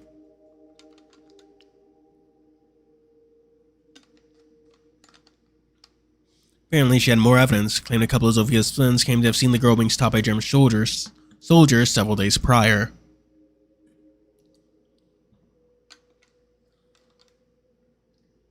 Pain inside me grows, and the cold creeps up my spine as I read Mr. Patek's account. Patek. Husband begged an officer to arrest him too if his daughter had been as well, so at least he could be with her. All he got was a beating. I'm nauseous just reading about it. They moved from Shipinu a decade after the war, never having found out anything. Mr. Wojcik must have tracked him down all the way in Krakow to get this interview. Rifling through the notebook while keeping my thumb on the page. With the last interview, I look at the other notes Mr. Wojcik has here. So one thing I can say about the hyena is that he's dedicated. Some of the former POWs he interviewed lived all the way in France. Those are most of the interviews, adults who were imprisoned in the camp that used to be where Colmino is now. Those aren't why I asked for these notes. Stalling hard, open the back last page and read properly. Interview with a couple of more elderly people, similar stories. Young children up and vanished one day. German officers threatened their relatives in silence. Soviet officers found nothing after Colmino changed hands. And no answers for anyone. Whoa. Not for the families and not for me. Turn to another page. Someone local again. Francisca. Huh? Me.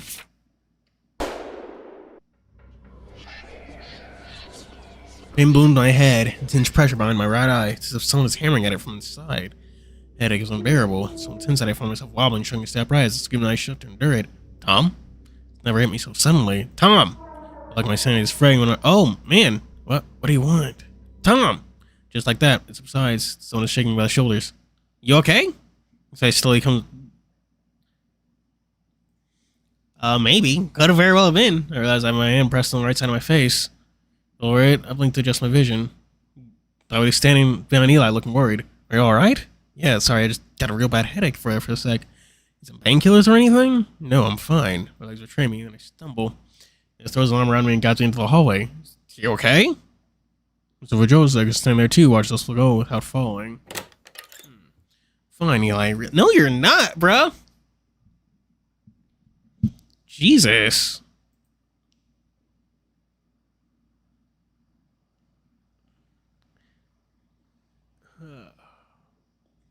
What was the name? Francisca Mishko. Mishko. I do remember that little bleep from the past with the facility and the alarm. Something wacky spooky is going on. Don't know what yet, though.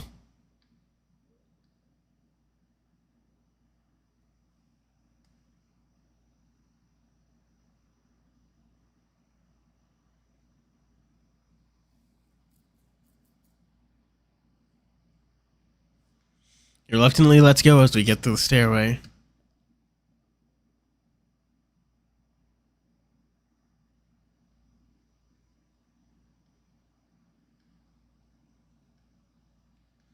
I'm sitting down on the couch. Eli runs off to get me a glass of water. Are you sure you're okay? Yeah, the headache passed now. Dude, you were staying like that for a while, just groaning in pain. I think Dad tried to shake you awake before shouting for us to come upstairs. Only felt like seconds to me.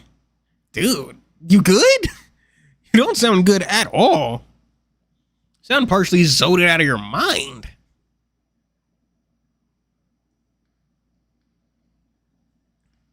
Tom, what happened? It was nothing really. I was just looking through your father's old notes.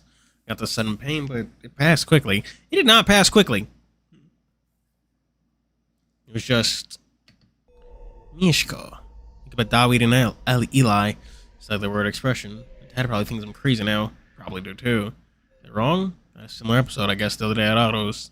I had some weird dream there. I don't remember anything except there was a name and earlier.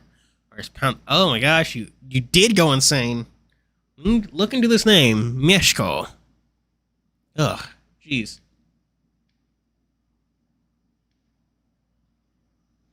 Pounding in my chest, I saw the exact same name in your father's notes about someone who disappeared.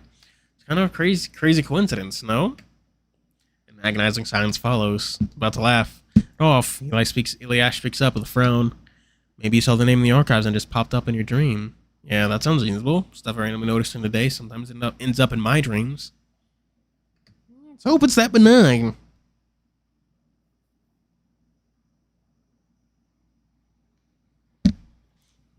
Yeah.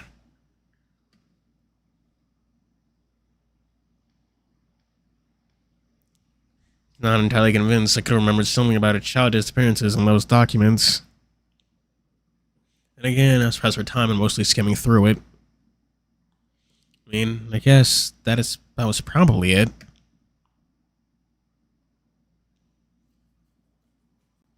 Somehow, sorry guys, I didn't mean to worry you. But it really was just a headache. You had a headache the other day too. You're snooping through Colomino.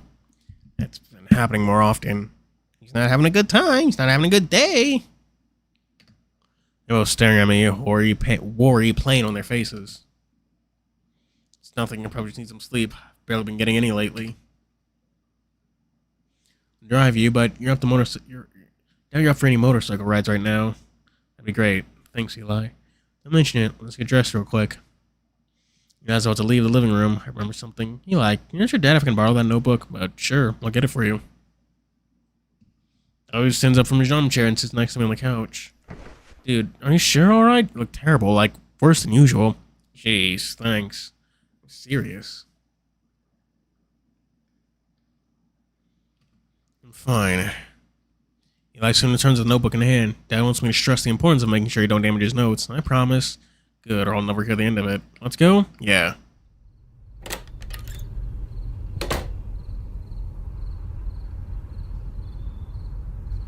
Follow Eli outside. I keep glancing the notebook in my hand.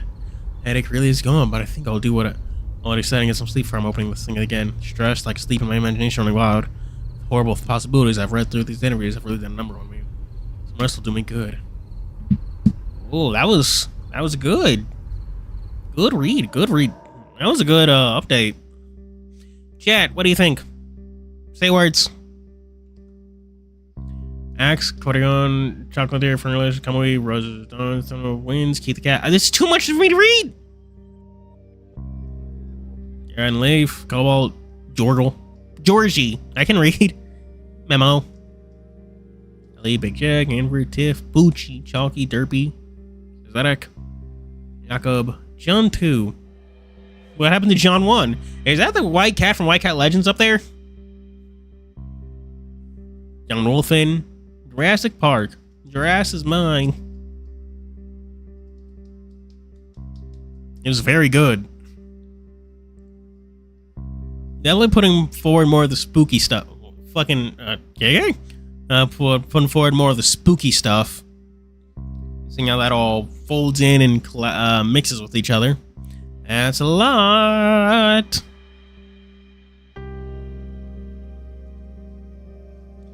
Didn't know up some production value, animated scenes, more CGs, and just a lot of focus on the plot is definitely moving forward. A lot of it is still veiled in the dark. Something is going on with Colomino that the Soviets knew, that the Nazis knew, and that fucking Thomas and the gang are trying to learn now. People are going missing. We don't know why. There was Mexico in the past. Those for college students in modern times. Tom may be another victim. Yay or nay? Chat, DILFs, real quick. Name DILFs for the video.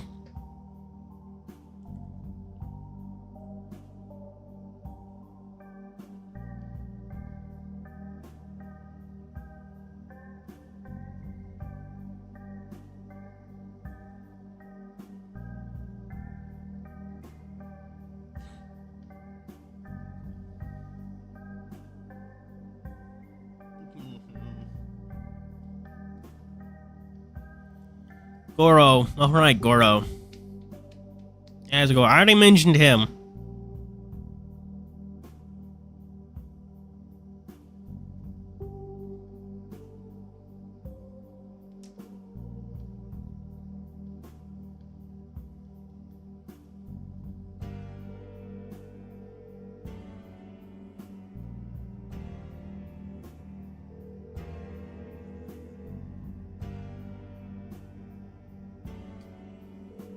Goheen, is he?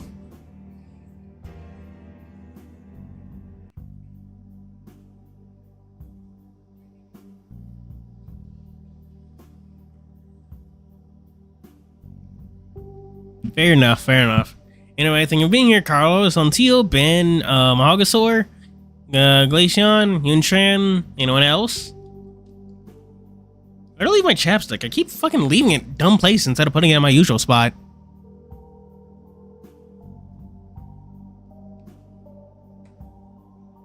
Yeah, dads aren't particularly relevant in a lot of VNs. It's kind of weird.